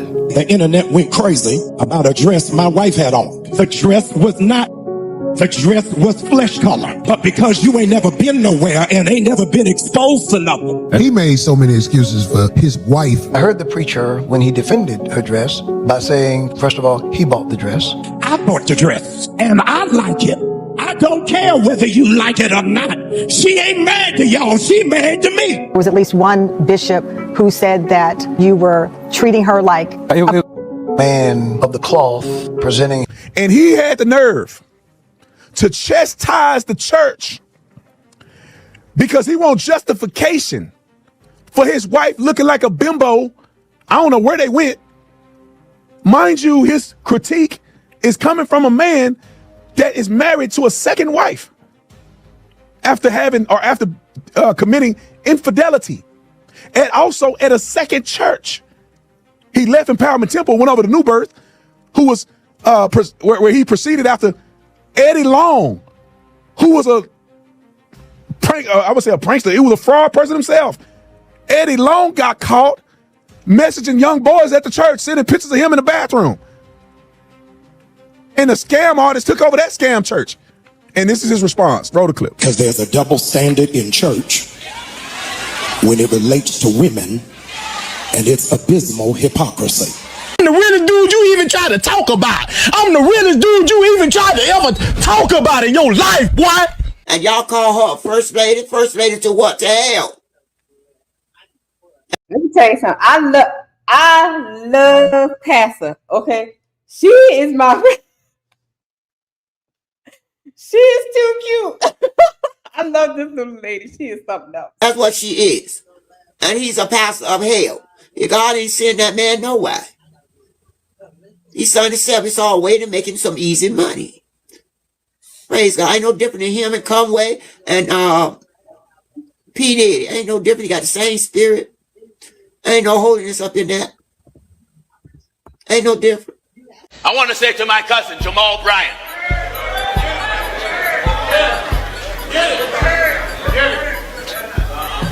He went to a homosexual church. He hang around these mega fellas, Jakes, the Dollars, the Olsteins. He took over Eddie Long's organization. They voted him in. First he said that he wanted the church to grow weed. He said the church got plenty of land. He wanted to grow weed. So if the pot smoker get the urge, they can come to him. My Lord. And he said because it's a multi-million-dollar industry. God is giving our women space. God's giving our women platform. But listen, when God give you a platform, don't go hoochie. All right. Don't go ratchet. Don't go street. If God give you a platform. It's a distraction. It's not about a dress. You got to understand spiritual warfare. It's not about a dress. It's a distraction. Did you have even a sliver of doubt before you walked out to go to the event about the dress and that it might create a stir? People have said, oh, you know, she knew it would get this reaction. She got a big pancake face. Okay, all right, never mind. Ego is not that big. They hate my pastor because he called out a false prophet, but the silly women and the church love that kind of behavior. Oh, he should leave that alone, but the woman looked like a hoe. That's right. And guess what? Here's what's obvious. Preaching has gone to shit. Oh my God. I'm so glad you're bringing this stuff. Oh my God. Shit, preaching is going to shit. I don't think it's just preaching. These pastors are making church a bad place, dog. Really? Let me say something. Yeah. What do you think? Do you think what people have to understand is that that's not the majority, and it's just people that have the limelight making the actual church look bad. There's nothing wrong with the church. The church is flawless. It's the people that claiming to be Christian. It's the people that are attending the church that's causing the backlash to the church. So on with the church, you have plenty of people out here that are doing the right things. They just don't have the notoriety. They just, they're not in the limelight. But then there are men who are preaching the gospel, who are doing correct, but they don't get the attention on the masses. So we can't get that misconstrued. So I just need to put that out there, because a lot of people will see it's like this.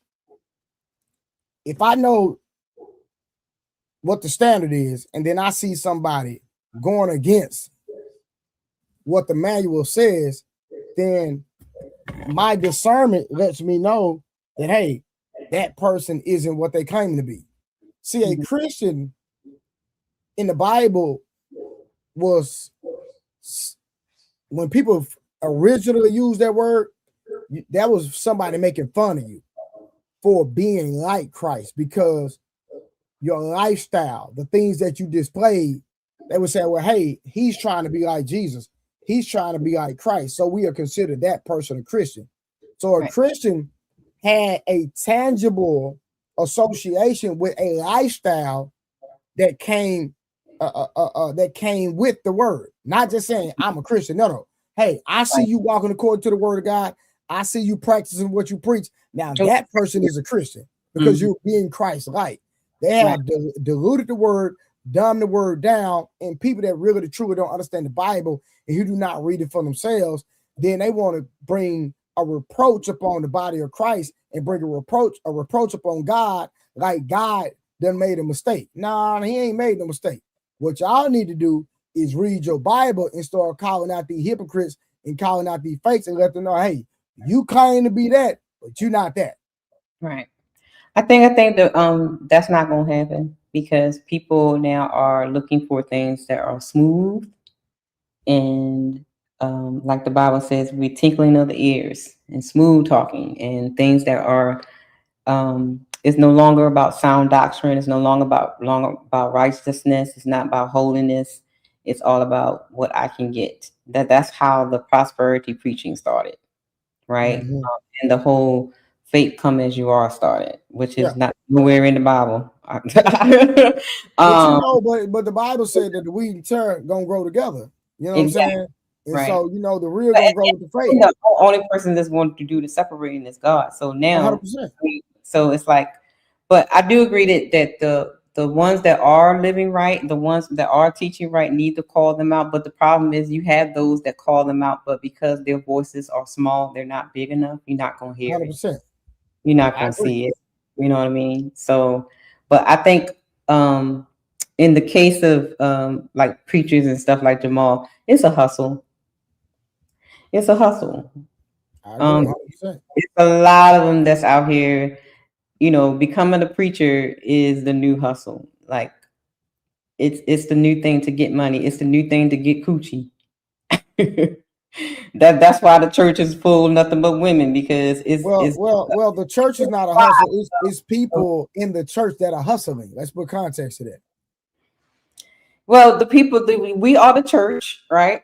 No. So if you hustling the people, then you hustling the church. No. So what I'm saying is this, and I understand what you're saying, but we still have to put context and put the right terminology so we can put the onus where it needs to be. You have people that in the church hustling. The church is not a hustle.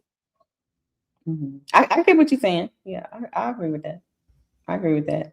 It's the thing, because like it's a lot of people. Hey, Jazz in the house. Hey, darling. What's up, James? How you doing? It's a lot of people that will. I've seen. So just so you know, I'm a PK, right? I'm also ordained minister too, but I don't practice Christianity. I'm a believer. I don't subscribe to. Well, Christianity is not a practice. That's what people not understanding. That's why I said what I said.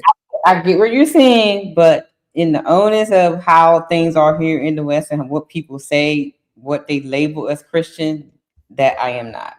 And yeah, I got you. And being a Christian is not biblical anyway, because God did not call you Christian anyway. That's where people like me and you that understand the truth. We need to educate the people, and that's why I'm saying the things that I'm saying on purpose. I'm not a Christian. I'm a believer. A Christian is not something that you proclaim, because it was never. It's a, like I said, the word Christian in context, when people use it in the Bible, they were mocking you for being like God. If you know your character, actually calling you retarded. If you know that your lifestyle does not resemble what that book says, if you know your lifestyle does not resemble what Christ ordained us to walk in, you are not Christ-like. So why would you even consider yourself a Christian, knowing that you live in totally contrary to the word of God? Now, you can consider yourself a believer. Now, the Bible talks about carnal Christians, etc., etc., etc. So a believer can have all type of struggles, because my struggle might not be your struggle. Your struggle might not be my struggle. And then what people have to understand is that, hey, you might catch me in a bad season, right? People have seasons. And so believers should not be condemning somebody. All right, so Red, right? You might be struggling with something, but that should not define you. Hey, Red just lost her mama. God forbid. I'm just using this for an example, hypothetically.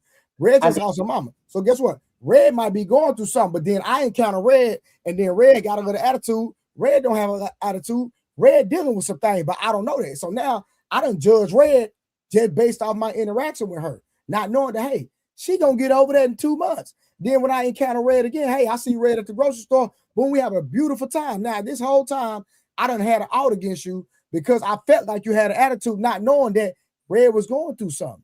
You feel what I'm saying? So it's so many different dynamics to this walk as a believer that people don't really understand. Oh yeah. I mean, I talk. Well, I've been on this platform since 2001. Yeah, that's all I talk about. But like I said, it goes again like with the issue with the pastors calling out hypocrisy. Small people don't get noticed. So like a lot of the things that you will hear on these bigger platforms with the women Crimson and Six the Goddess and Danica and all them, I've been saying them things for God knows how long. Well, see, I don't know all the people. I'm just saying, but because they are bigger content creators, they get the like it was the first thing ever said. I was like, I said that 5 years ago. So but that's how it goes. But getting back to our friend Jamal. Okay. So he went on that rant after he caught backlash about that skirt, and he started to talk about there was nothing wrong with the dress. Well, this is what he has to understand with the dress, because I did a whole stream on his response, right? Okay. So this is what people have to understand as a pastor, as a woman of God, first lady, right? There's different tiers. If I'm just a regular person in the pew, there's certain things I can do and I can get away with. Even with you as a believer who doesn't hold a high position, you still have a responsibility to a certain degree, right? But this is my thing. The Bible lets us know, don't let your good be spoken evil of. Right. So even though the dress might not be wrong, but because it might cause somebody to fall, it might cause an issue, it might cause the reaction that it caused. We should not bring that type of attention to the body of Christ. So even though it's nothing wrong with the dress in your eyes as a believer, do not let your good be spoken evil of. So just because I don't want to cause an uproar, I'm not going to wear it. It's not that it's a sin. It's not it's going to carry me to hell. No, I don't want the aftermath or the judgment that comes along with it, because as a first lady, I have a responsibility because of the position that I hold. And again, if you're not ready to hold that position, then and resume that responsibility, then you don't need to be in that position at all. So I disagree. That's fine. Because it's not just because she's a first lady, but the Bible is clear that a woman of God is supposed to be modest. 100%. No. Because you said that I was coming. Hold on. Let me say it. I said what I said. We know that the Bible says modest. The word modest, when you look it up in the Greek in the context, it means to bring no sexual attention. Literally, that's what it means, right? Right. We can both agree, Petty Red, that dress was sexual. Period. I don't care how you put it. But what I'm saying is, I said what I said. The commentary I use it specifically for the people who feel like there's nothing wrong with it. That's okay. But again, you still have a responsibility to the scripture because it says, "Do not let your good be spoken evil of." So that's the viewpoint that I'm coming from. Oh, okay. I was just saying when you use she's held, women that are not first ladies are held to a different standard, right? They are though. But what I'm saying to you, that's not the word, because first of all, first lady is not in the Bible. No such thing. It's plain and simple, woman of God. So whether you are a usher, whether you are a choir member, whatever you are, if you're a woman of God, whom you believe in, that's what you believe. You're a woman of God, and a woman of God is supposed to be modest. That's the only pushback I got. No. So I agree with you in that context, but this is what I'm saying. That's the only thing I heard. Okay, so let me just use Jamal Bryant wife then. Jamal Bryant is a pastor of a big flock, right? That has a lot of influence. Yeah. So you cannot compare his wife to the people, to the regular woman that's sitting in the pew. You cannot do it because his wife represents who? The man of God. And she represents the body of Christ. I get, but she can have way more impact as a first lady with her position than a lady at a church sitting down in a pew of a church that got 30 members in Alabama. I'm not disputing what you're saying. You're going past me. I was agreeing with you. I agree with you. I'm just saying that this is one of the reasons that a lot of people were getting pushback on this topic, is because they were putting her like, oh, we as the laymen, we can do whatever we want, but because she's a first lady, she can't do what she wants. No, you're not supposed to do it either. That's agree, my 100%. No. I was agreeing with you. You're definitely right, because I believe the scripture said much is given, much is required. So yeah, I agree with you. I'm really not talking to you. I'm really talking to the chat, because okay.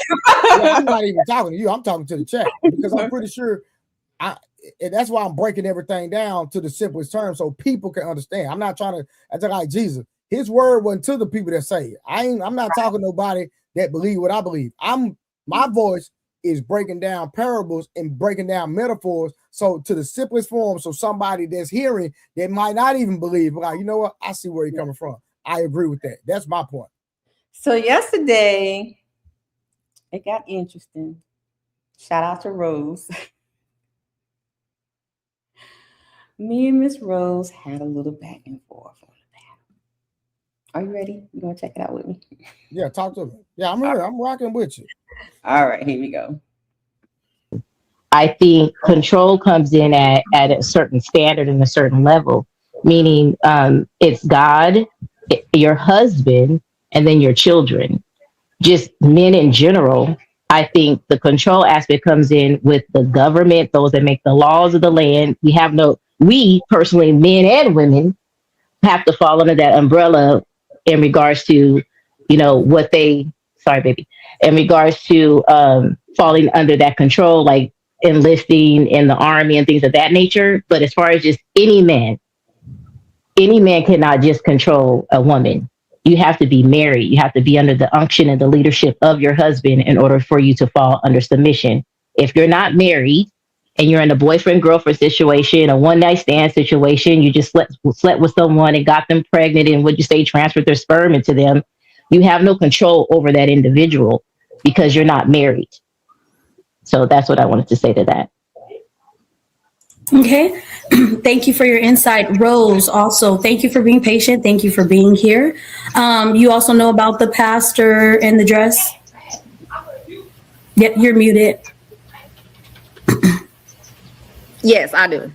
Okay, wonderful. So go ahead and let us know if the backlash about modesty, is it control disguised as religion? And if you want to comment on anything else after that, go ahead and then we'll go to super chats.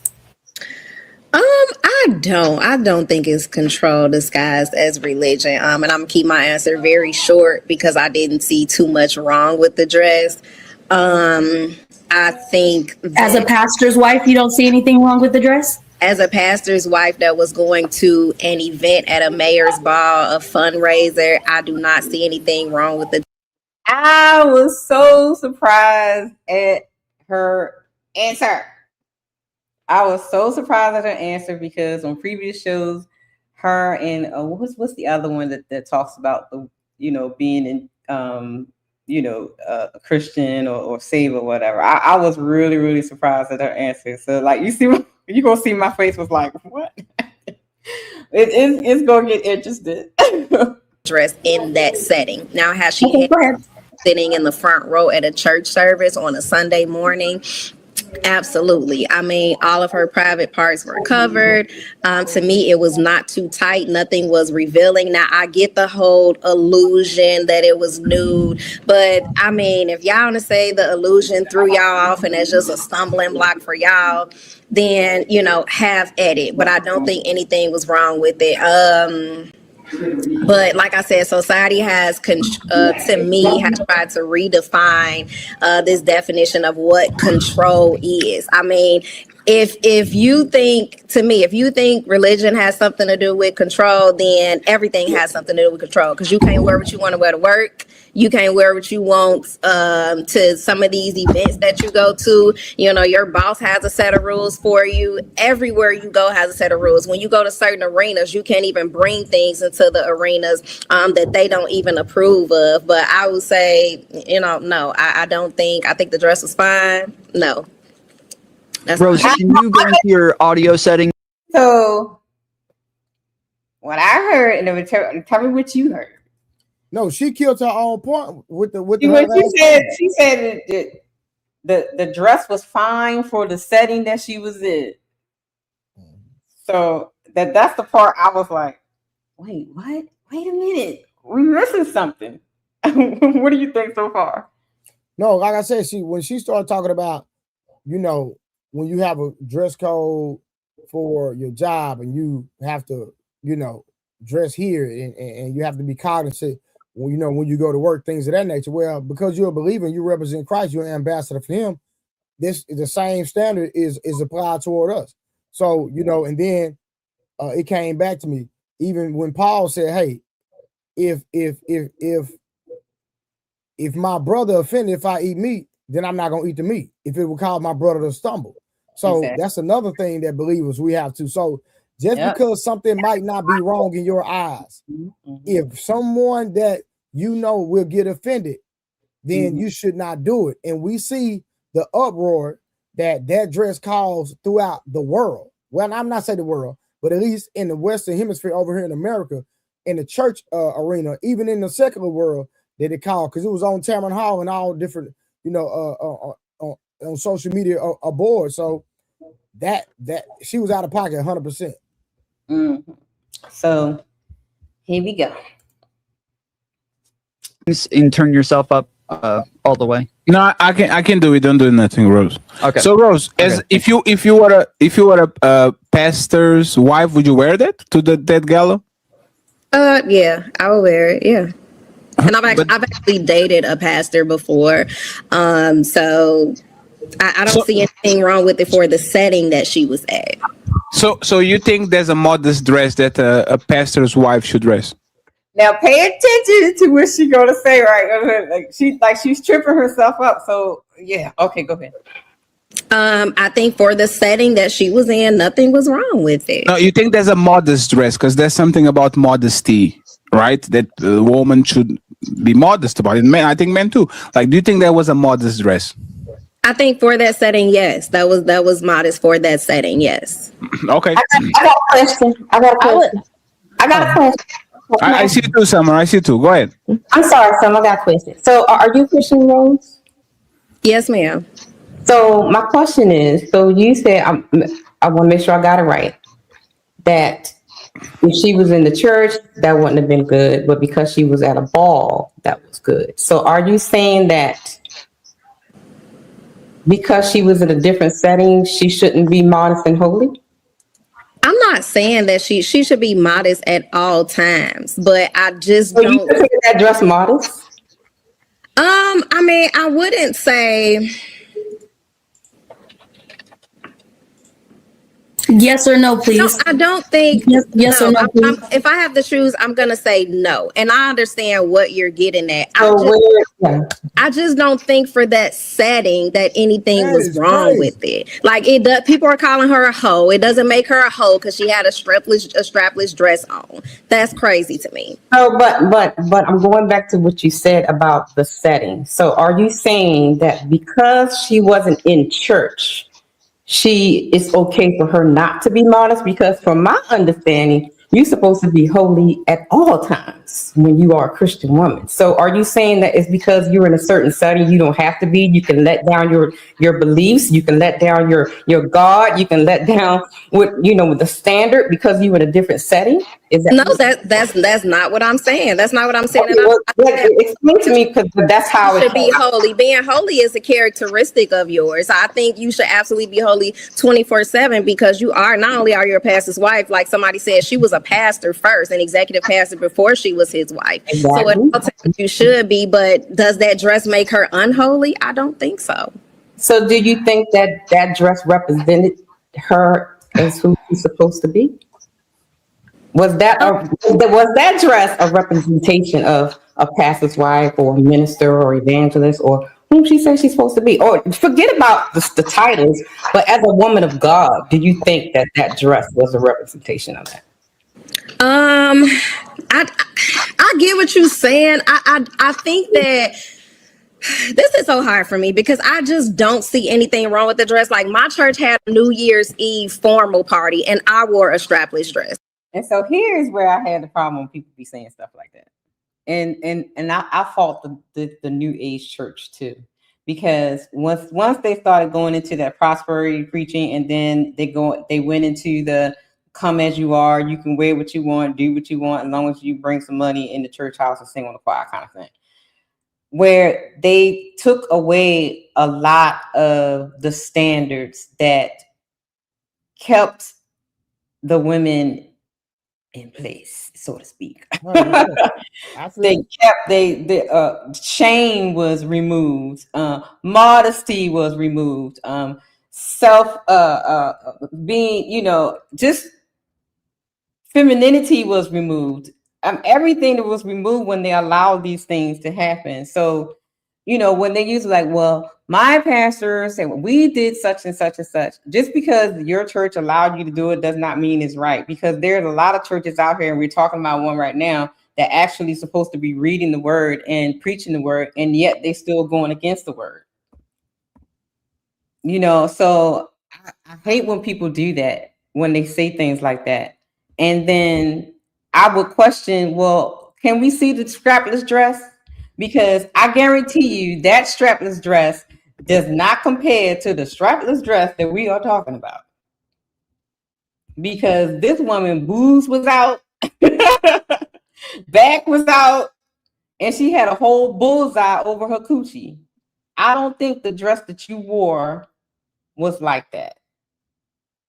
And 9 times out of 10, when women do wear strapless things, they have a Rose. So I seen the dress because Ali posted it yesterday. Mm-hmm. Rose dress, so her back was out.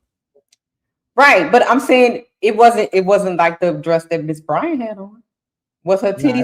It didn't give the illusion that it was see-through at all. Right, and boobs was out because she had like boob cleavage on the side, because the cupping thing wasn't covering all of her boobage, because she got a breast thingy.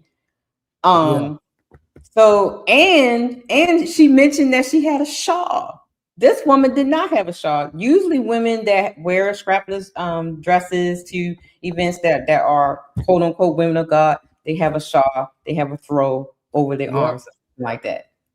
And she's going to say it, so she kind of just like told on herself a little bit. So you saying that you wore that, but at the same time you already insinuated that she should have had a shawl. But okay, let's continue.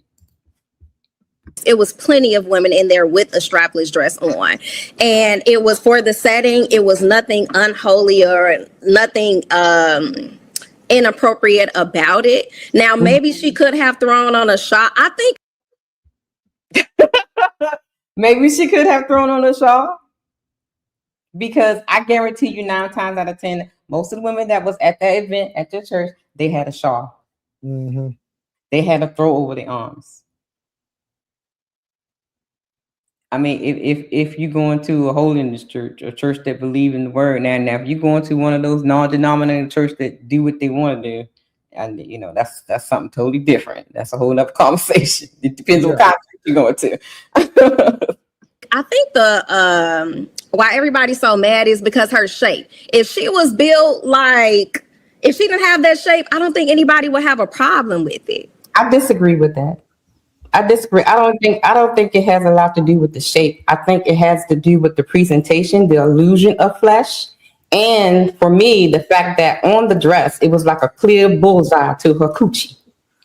As a woman of God, I don't think you're supposed to be dressing like that at all. And even the scriptures say so. You're not supposed to be a distraction. So whether she was at the marriage ball or where she's in church, she was a clear distraction. And even Pastor Jamal Bryant in his rant, he said, everybody forgot about the $4 million. Everybody forgot about her praying heaven down, like he said it, because what? She was a clear distraction. And the word of God speaks against that. That's all I said. So you understand? So you change your mind? No. That's what I said. And here's another thing, like and Fatty's going to allude to it, is talking about who's going to gatekeep the church or whatever. And I was just listening. I was like, you know what? That's something that needs to be. I mean, like back in the day, it used to be, but nowadays, who going to gatekeep the church, whatever. But I think nowadays, and tell me what you think, Blue Ray, that the church is like straddling the fence. They're stuck in between two opinions, right? They're double-minded and unstable in all its ways. Like the scriptures say, like, I say, I want to do this, but I want to do that. You know what I mean? I'm rocking with you 100%, but I don't like the terminology, and maybe that's just a personal thing, because the church is pure, the church is holy. It's the people that are attending and pretending like they're having church or they're part of the church that's double-minded. But the word that we were talking about say that we are the church, so therefore that's why I say church. I got you. But I don't. But what I don't. The church is not the building. The church is of us. That's why I say church. Yeah, I got you. But what I'm saying is, I don't want it's like the people outside the house. Like me and you are inside the house. We family, right?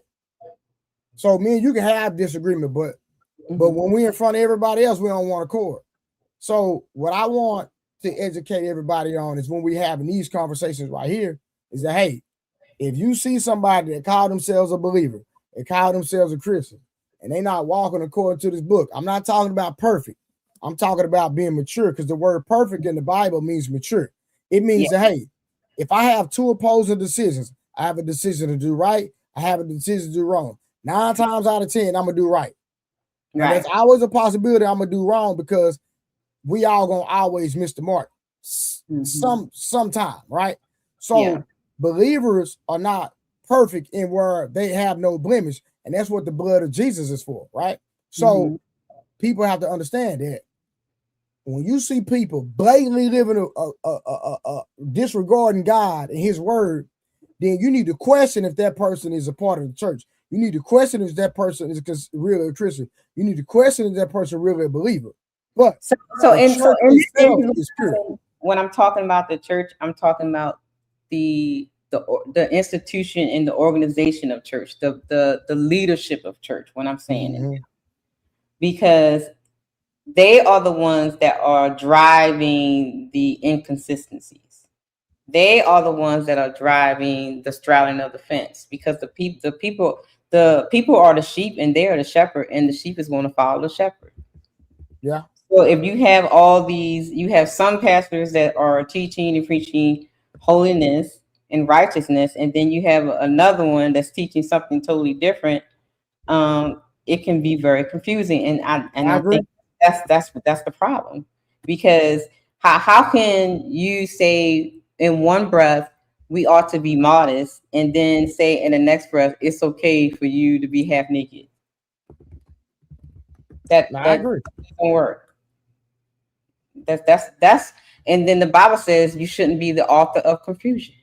I agree. That's confusion right there. So no, I agree 100%. Either man, don't come into my chat and talking about stuff and you haven't seen the whole stream. Don't come in here and leaving comments on stuff that you only seen at the point that you just drop into the stream. Well, they just made a statement about righteousness. No, he always does that. I'm not doing that with you today. Okay. Thank you. Okay. I'm talking to him. Now I got you. Hey, listen. I know you know the individual, so I'm gonna mind the business that pay me. And I'm not confused at all about her dress. I know exactly what it looks like and what it feels like, because I've talked to the designer that made it. Thank you, but have a nice night, Peter Man. Shall we continue? Hey. One more question. So, do your church, or do you believe in the whole thing about when people? I hear a lot of churches and people say, "Come as you are." Do y'all believe that?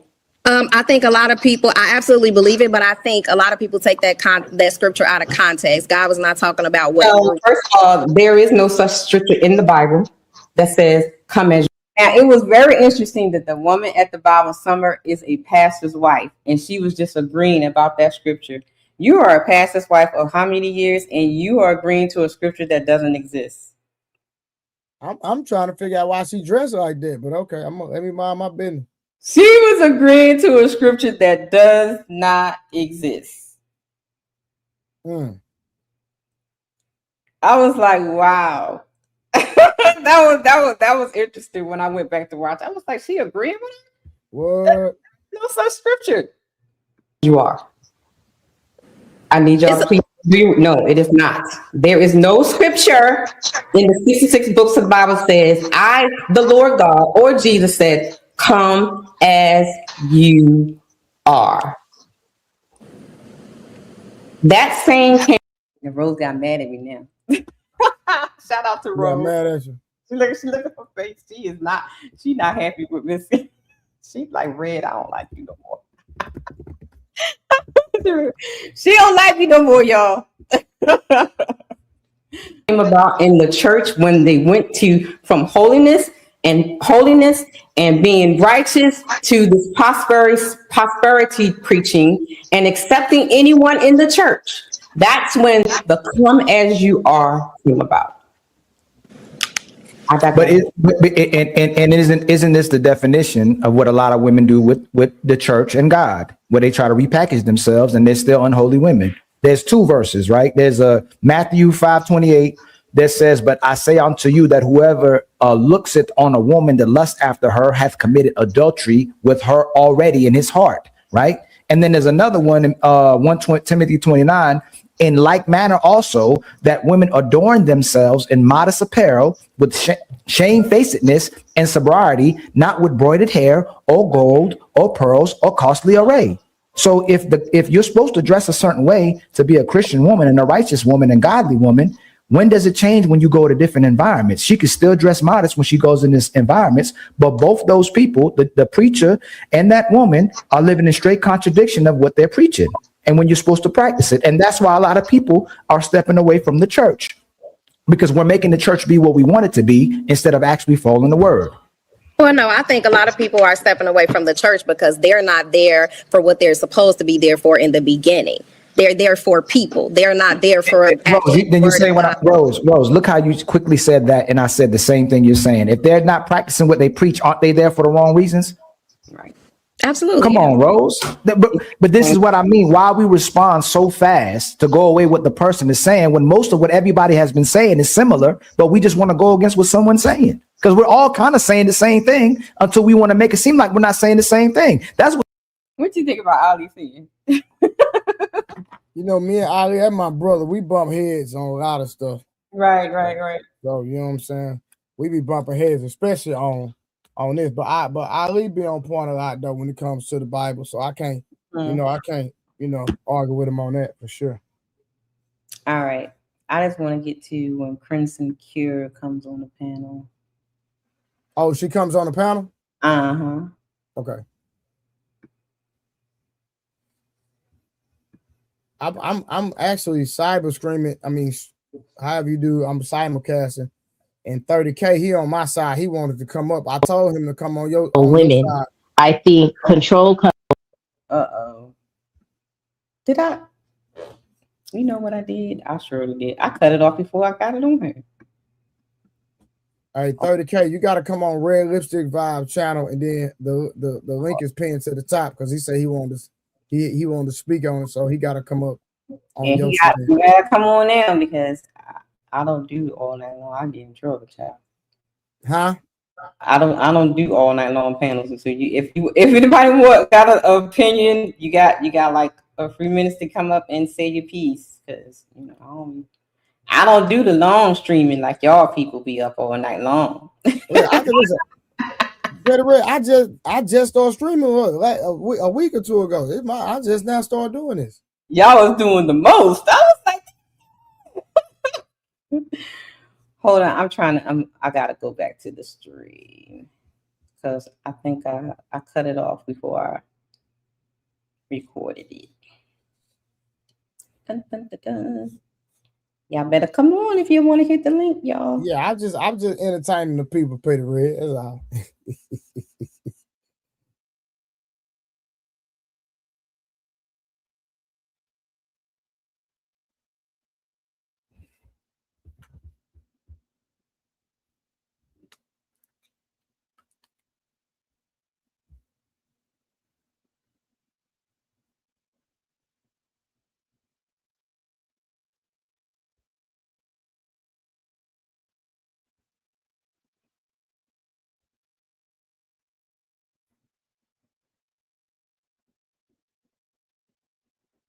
Okay, all right. Let me move this out the way. I have to go to a separate tab, y'all. Hold on, y'all. Hold your horses. I want to share stream.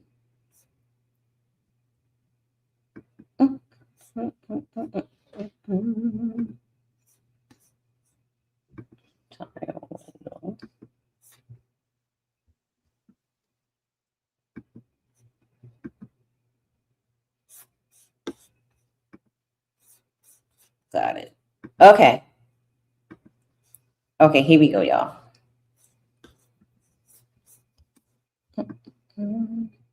Keep marketing themselves, and then men are gaslighted to say that they're insecure because they want their woman to respect them because there's a reflection of them, but she can go out and market herself all the time. But I can't share my money and get multiple women, but she can share herself with everyone to get attention. Hey, 2K.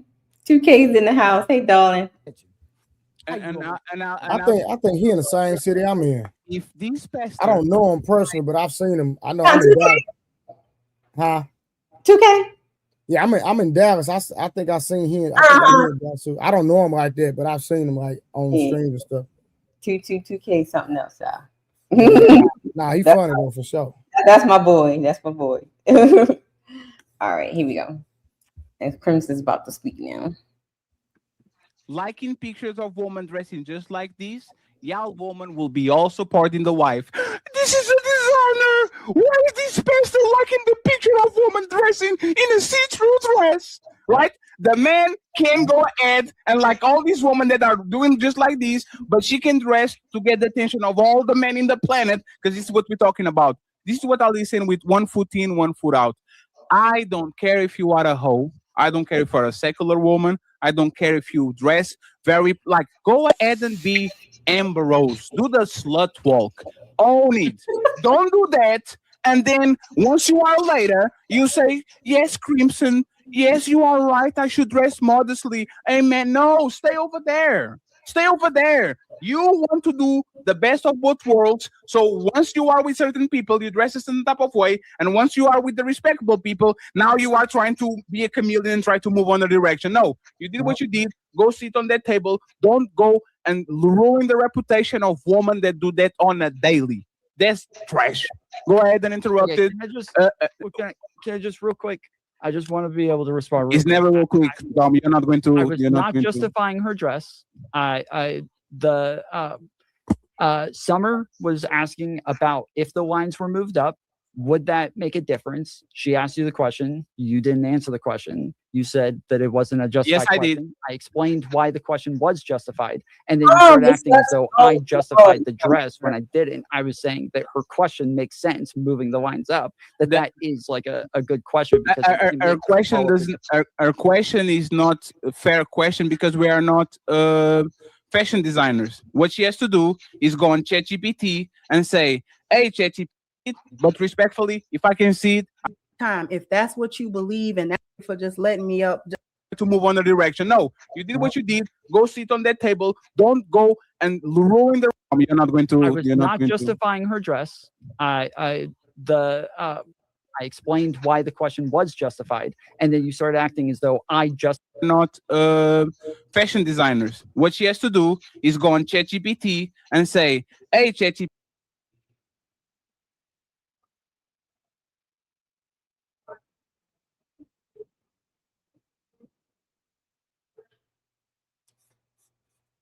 Hi, 30K. RedLipstickVibes. How you doing? Appreciate you allowing me to come up. How you doing? I'm good. You had something to say? Yeah, I understand from the premise of where you're speaking from, because I've been in a similar situation in terms of trying to explain, like, look, there's certain things that you cannot do just because the scripture says it. The issues that we oftentimes have to battle with is that people want to have an interpretation issue. So everyone can read the same version or the same verse, but the thing that has been causing wars across the world for generations is, well, my interpretation is this. This is the way that I understand that. And then now we have come across, individuals that want to say, well, I am comfortable operating in the gray space. Everything cannot be black and white. I said, but when you look at the book, what color is it? Black and white. So how can you sit here and say that, well, I want to operate in the gray space, especially if it's very direct and it says verbatim, do not do these things.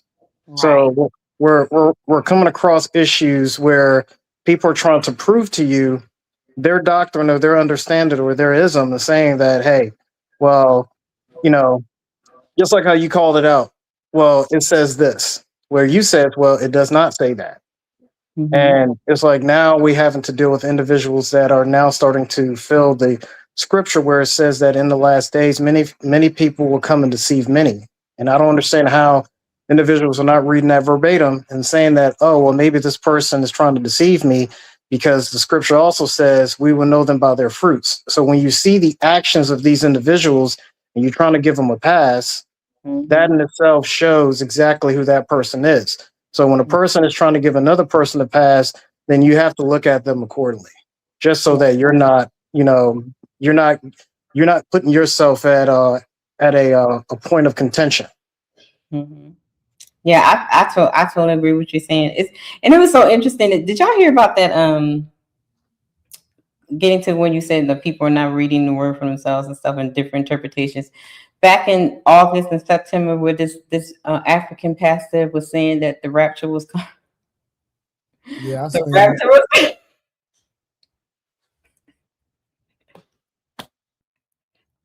And all they even had one in Christmas when the dude talking about the Noah dude with the boat. Yeah, I was like, do you people actually read the word? Like, oh my God. People were selling their homes, giving away their kids, selling their cars, giving away. And just because this one man said that Jesus told him that the rapture was on a certain date, when the Bible says no man will know the day nor the hour. No man know.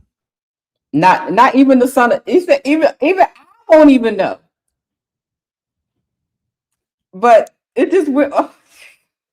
But again, Petty Red, that's what I said. That's why I said earlier what I said about people reading the scripture for themselves. Yeah.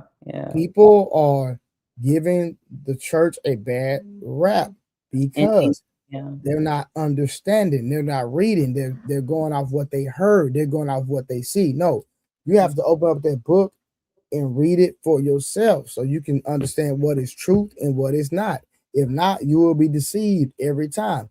Even you know, the enemy is familiar with scripture. Oh yeah. So you know, a lot of people don't understand that. You got to get in that book for yourself. And I would throw something else on it, and please don't just adhere to the 66 books of Bible, because there are many more books out there, right? Like, expand your horizons when it comes to studying things of the spirit. I'll just say that part. Because a lot of people just stick to King James Version, just the 66 books, and not understanding that there are actually over 100 books of the Bible. So expand your horizons. Fellas, I do have a family to attend to, so I don't stay listen. I don't stay online like Mr. Blue. No, it's all good. It's all good. Shout out to my brother 30K pulling up. Thank you, 30K. Hey guys, look, on Wednesdays nights I have a all-male panel. It just be me and my chocolate self up there with the brethren. Okay, and I torture the men's. I have several topics that, you know, has something to do with the guys and ask their opinion. And I do have an online group with the ladies, and I ask the ladies, you know, what do they want to know from a man? And I ask the men those questions. So it's called Blueprint to a Man's Thoughts. So you guys are invited. It's at 8:05 on Wednesday. So after your shows or whatever you do, come and stop by. Yeah. Once I get done with my show, I'll pull up. I got a show on my other channel, so I'll pull up after this. So yeah, just pull up and hang out with us a little bit, because I think I pulled up last week. Remember? You pulled on Blueprint, or was it on Red? It was this show. It was last Wednesday. Oh, it was. Oh, okay. Oh, yes, because we was talking that's when I first met you. Yeah. Okay, yeah. So this Wednesday, I forgot what I'm going to talk about. Something triggering, I know, because I probably done seen something, because I'll be on the dark web, if y'all don't know. I'll be seeing things. Is that Eastern Standard Time or Pacific Coast? Eastern, 8:05 Eastern time. So I'll be triggering. So I am going. What Darnell say? Darnell saying something in the chat. Darnell, we put no whole paragraphs in, because I don't like reading a paragraph. God's word says, "Don't take anything away nor add anything to it." Yes. They remove, from the Bible, and they're added stories to it. Yes, indeed. That's why I say expand your horizons, people, when you're studying. Be open-minded to other books. Okay, use your discernment, pray over it, and ask God to lead you when you're studying, because you can be easily deceived when something looks good and it feels good and it feels righteous, but yet it's leading you into the wrong path.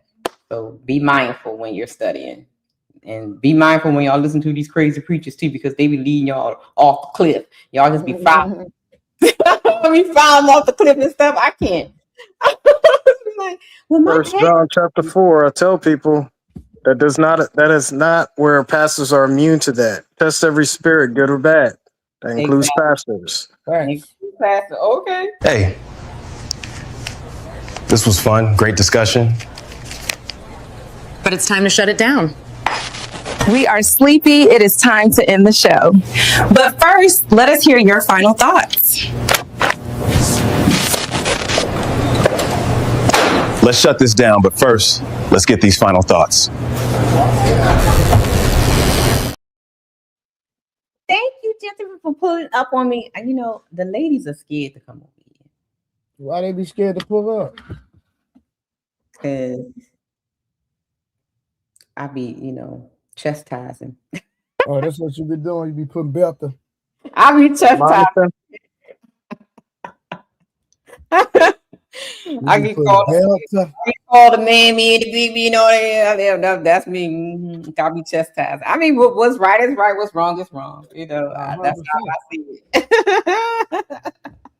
I'm about teaching authentic divine femininity, not performative. I'm about teaching the real thing. Yeah, I'm like Peter. I'm all over the place. So I don't they don't like me and my sister Miss She said they don't like us that much. But this is the lady side of the Untouchables. So ladies, don't be scared. I won't bite. Okay. I might, pull my belt out, my little fan, but I'm not gonna bite you. You play too much. 30K last and final thought. I appreciate you allowing me to come up. I would gladly like to come back, all depending on what I'm doing for work. But all I will say is, people, pay attention. What is it? Exodus 20, verse 3. That first commandment, just pay attention to that. Just make sure you're not worshiping the wrong person. That's all I got. Exactly. Oh, okay. I gotta get my little button machine fixed. Fatty told me what to do to it, but I gotta get it fixed so I get my little buttons. All right, truth teller, Blu-ray. Yeah, man. I just feel like that whole conversation with Ali and the ghetto story individual could have been. It didn't even have to happen in the first place. And then the man came back and basically conceded to Ali's point. With the definition of control. How you going? I'm gonna tell you what control. You argue me about control, then you tell me what I said, and then you want to change the whole conversation about leadership and control. It was insane. Right. Yeah, so it's like it's crazy. People don't listen to themselves, so that's the sad part. But that whole discourse could have been, null and void straight up. I think he was picking for a fight. Yeah, so that's what I'm saying. A lot of dudes they do that, trying to get clout. Yeah. So I appreciate you for bringing me up. I'm trying to support everybody. I'm new in this space, so like I said, I'm big on. You need to get under the covers, man. You look so tired. I'm big on Facebook. You know what I'm saying? So I'm trying to cross over to YouTube. But I'm tired. I've only had 2 hours of sleep. Yeah, you need to get some rest. Yeah, we stayed up till 6 a.m. Then I had to get up, take my son to school, do all that. So I took an hour of sleep in between training my clients today. So I've only slept 2 hours, but I'm good though. You see, I'm still rocking and roll. I might go live and keep popping. You know what I'm saying? But if I do go live, I ain't not gonna stay on there long. But I don't know. I need to catch up on some of my podcasts. I didn't watch my. This is 30K. I'm gonna go live. I didn't watch my politics today, so I might sit down and just catch up on my politics. And you're gonna go right to sleep too. No, I'm not. You're gonna be. I'm gonna start another challenge just talking strictly politics. So okay, that sounds. Yeah, I do a lot of. That's what got me shadow banned on Facebook because on Facebook I got like 600,000 followers. So they started shutting me down because I talk a lot of politics. So they start. They demonetized me for 2 years. Wow, that's a long time. Just for talking politics. Oh, what was it during the election time too? When you was doing that? Yeah, because I was voting for Trump, and a lot of people were mad at me. It was crazy. I lost friends, or not my real friends. I'm talking about associates. I've seen a lot of people said that they lost, Yeah, but I don't like that. I don't like him either. I'm going for the best option if you ask me. I voted for myself. You voted for? Hey, nothing wrong with that, buddy. Nothing wrong with that. Ooh-wee. I voted for myself.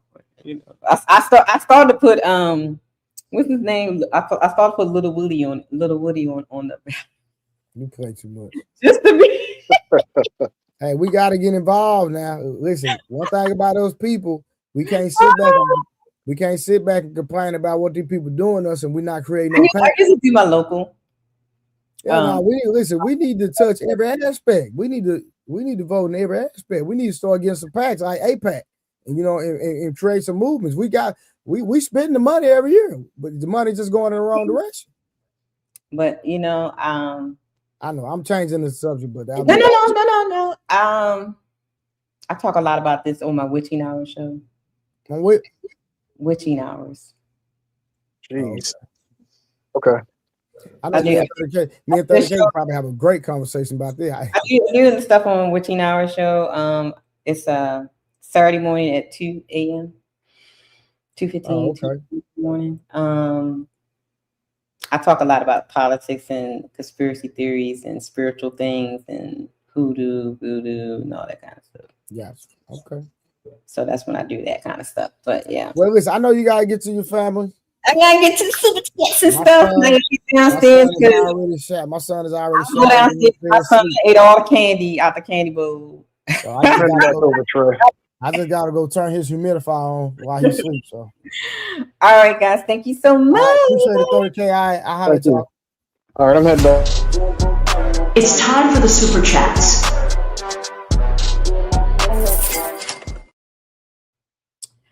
All right, guys. Let's get through these super chats real quick. Okay. Shout out to Trend. What's up, Red? I gotta get you to do soundbite for that, Trend, for the $10 super chat. Thank you. And shout out to my brother, Mr. He Said, for the gifted one membership. And Messy Michonne was in the chat gifting one $5 super sticker. Thank you. And Cafe S. Bruno sharing is caring. Sending a $5 super chat. Thank you. Thank you. And my boy, Tony, for gifting 5 memberships. If you got that memberships, make sure y'all please keep them up. Okay.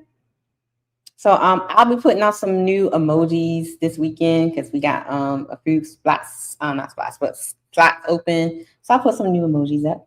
And thank you, Tony Gilman, for the 5 memberships. And then my brother came back and says, he's been a member for 21 minutes, he's going to say, they watch, they hate, and then they copy. Thank you, guys.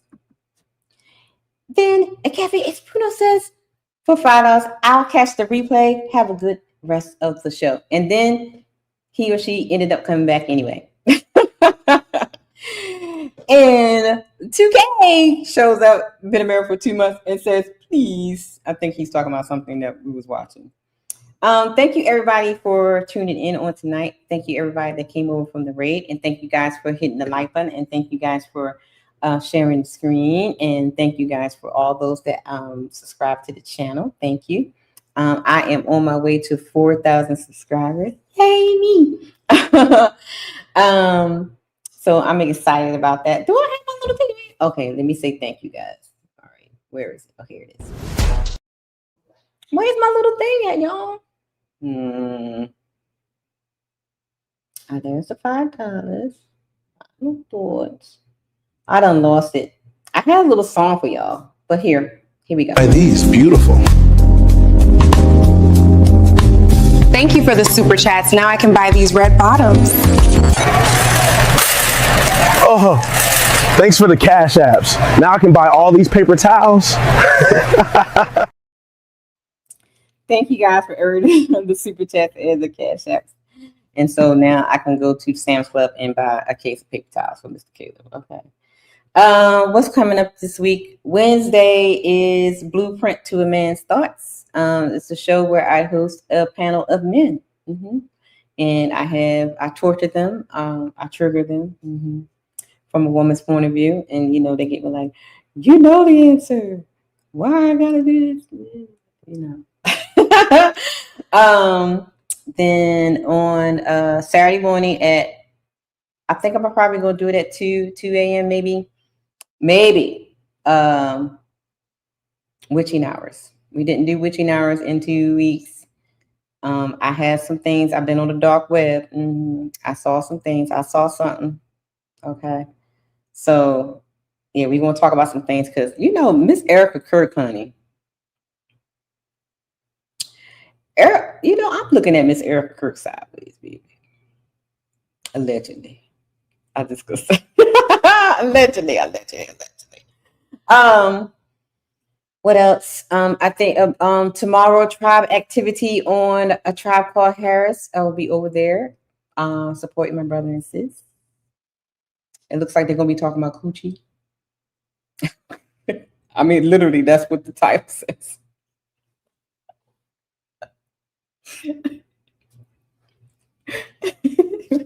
It's in the title and the thumbnail, Coochie. I mean, Coochie gonna be somewhere in there.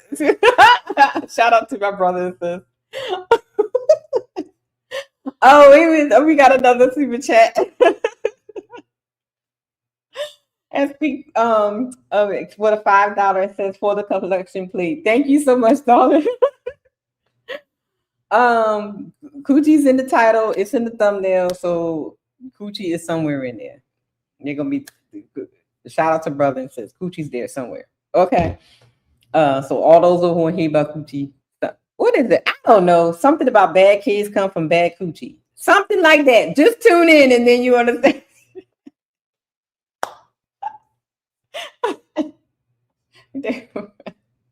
It'll be in there somewhere. So if you have not subscribed to the channel is A Tribe Called Harris is where we'll be on tomorrow night. Wednesday we'll be back here for Blueprint of Man Start at 8:05 Eastern. And then of course we got the super panel on Friday night on Team Patty.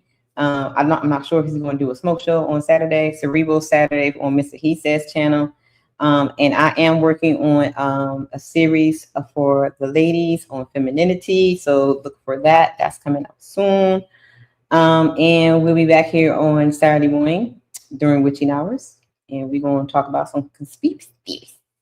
And hoping I don't get in trouble when I talk about it. Having said that, if you're new to the channel, when I'm ready to go, and baby, I'll just go. Bye.